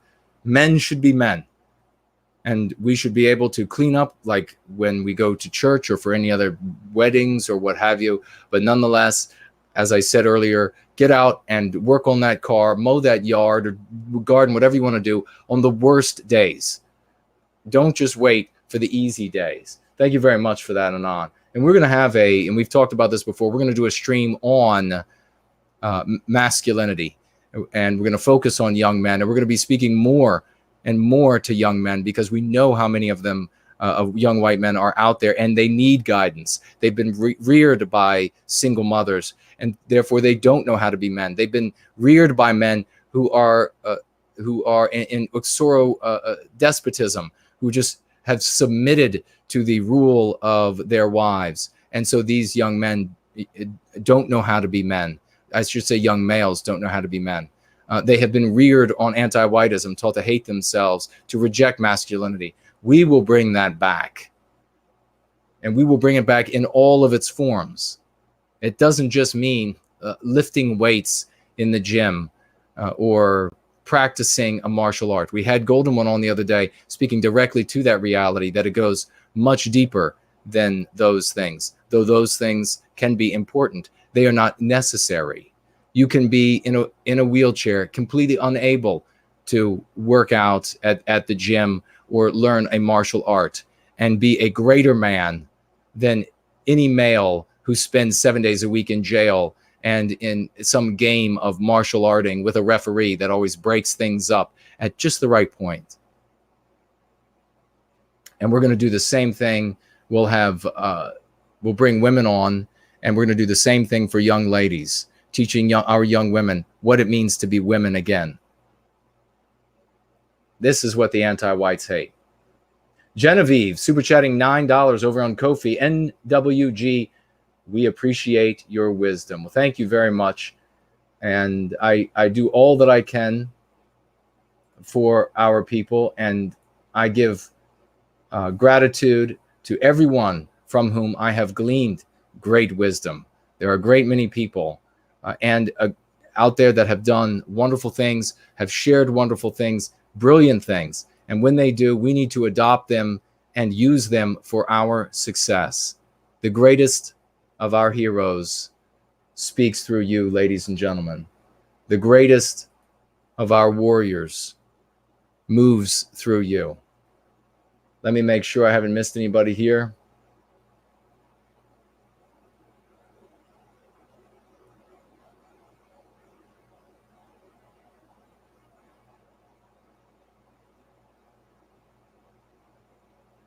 Okay, I got Eddie. I believe I did not miss a single soul this time. If you super chat though, right after, as we're wrapping up here, ladies and gentlemen, I will make sure to read your super chat, question or comment next time. It's been an exhilarating evening together, Sunday evening, Monday for some of you, and I guess an increasing number of you. It's a Monday.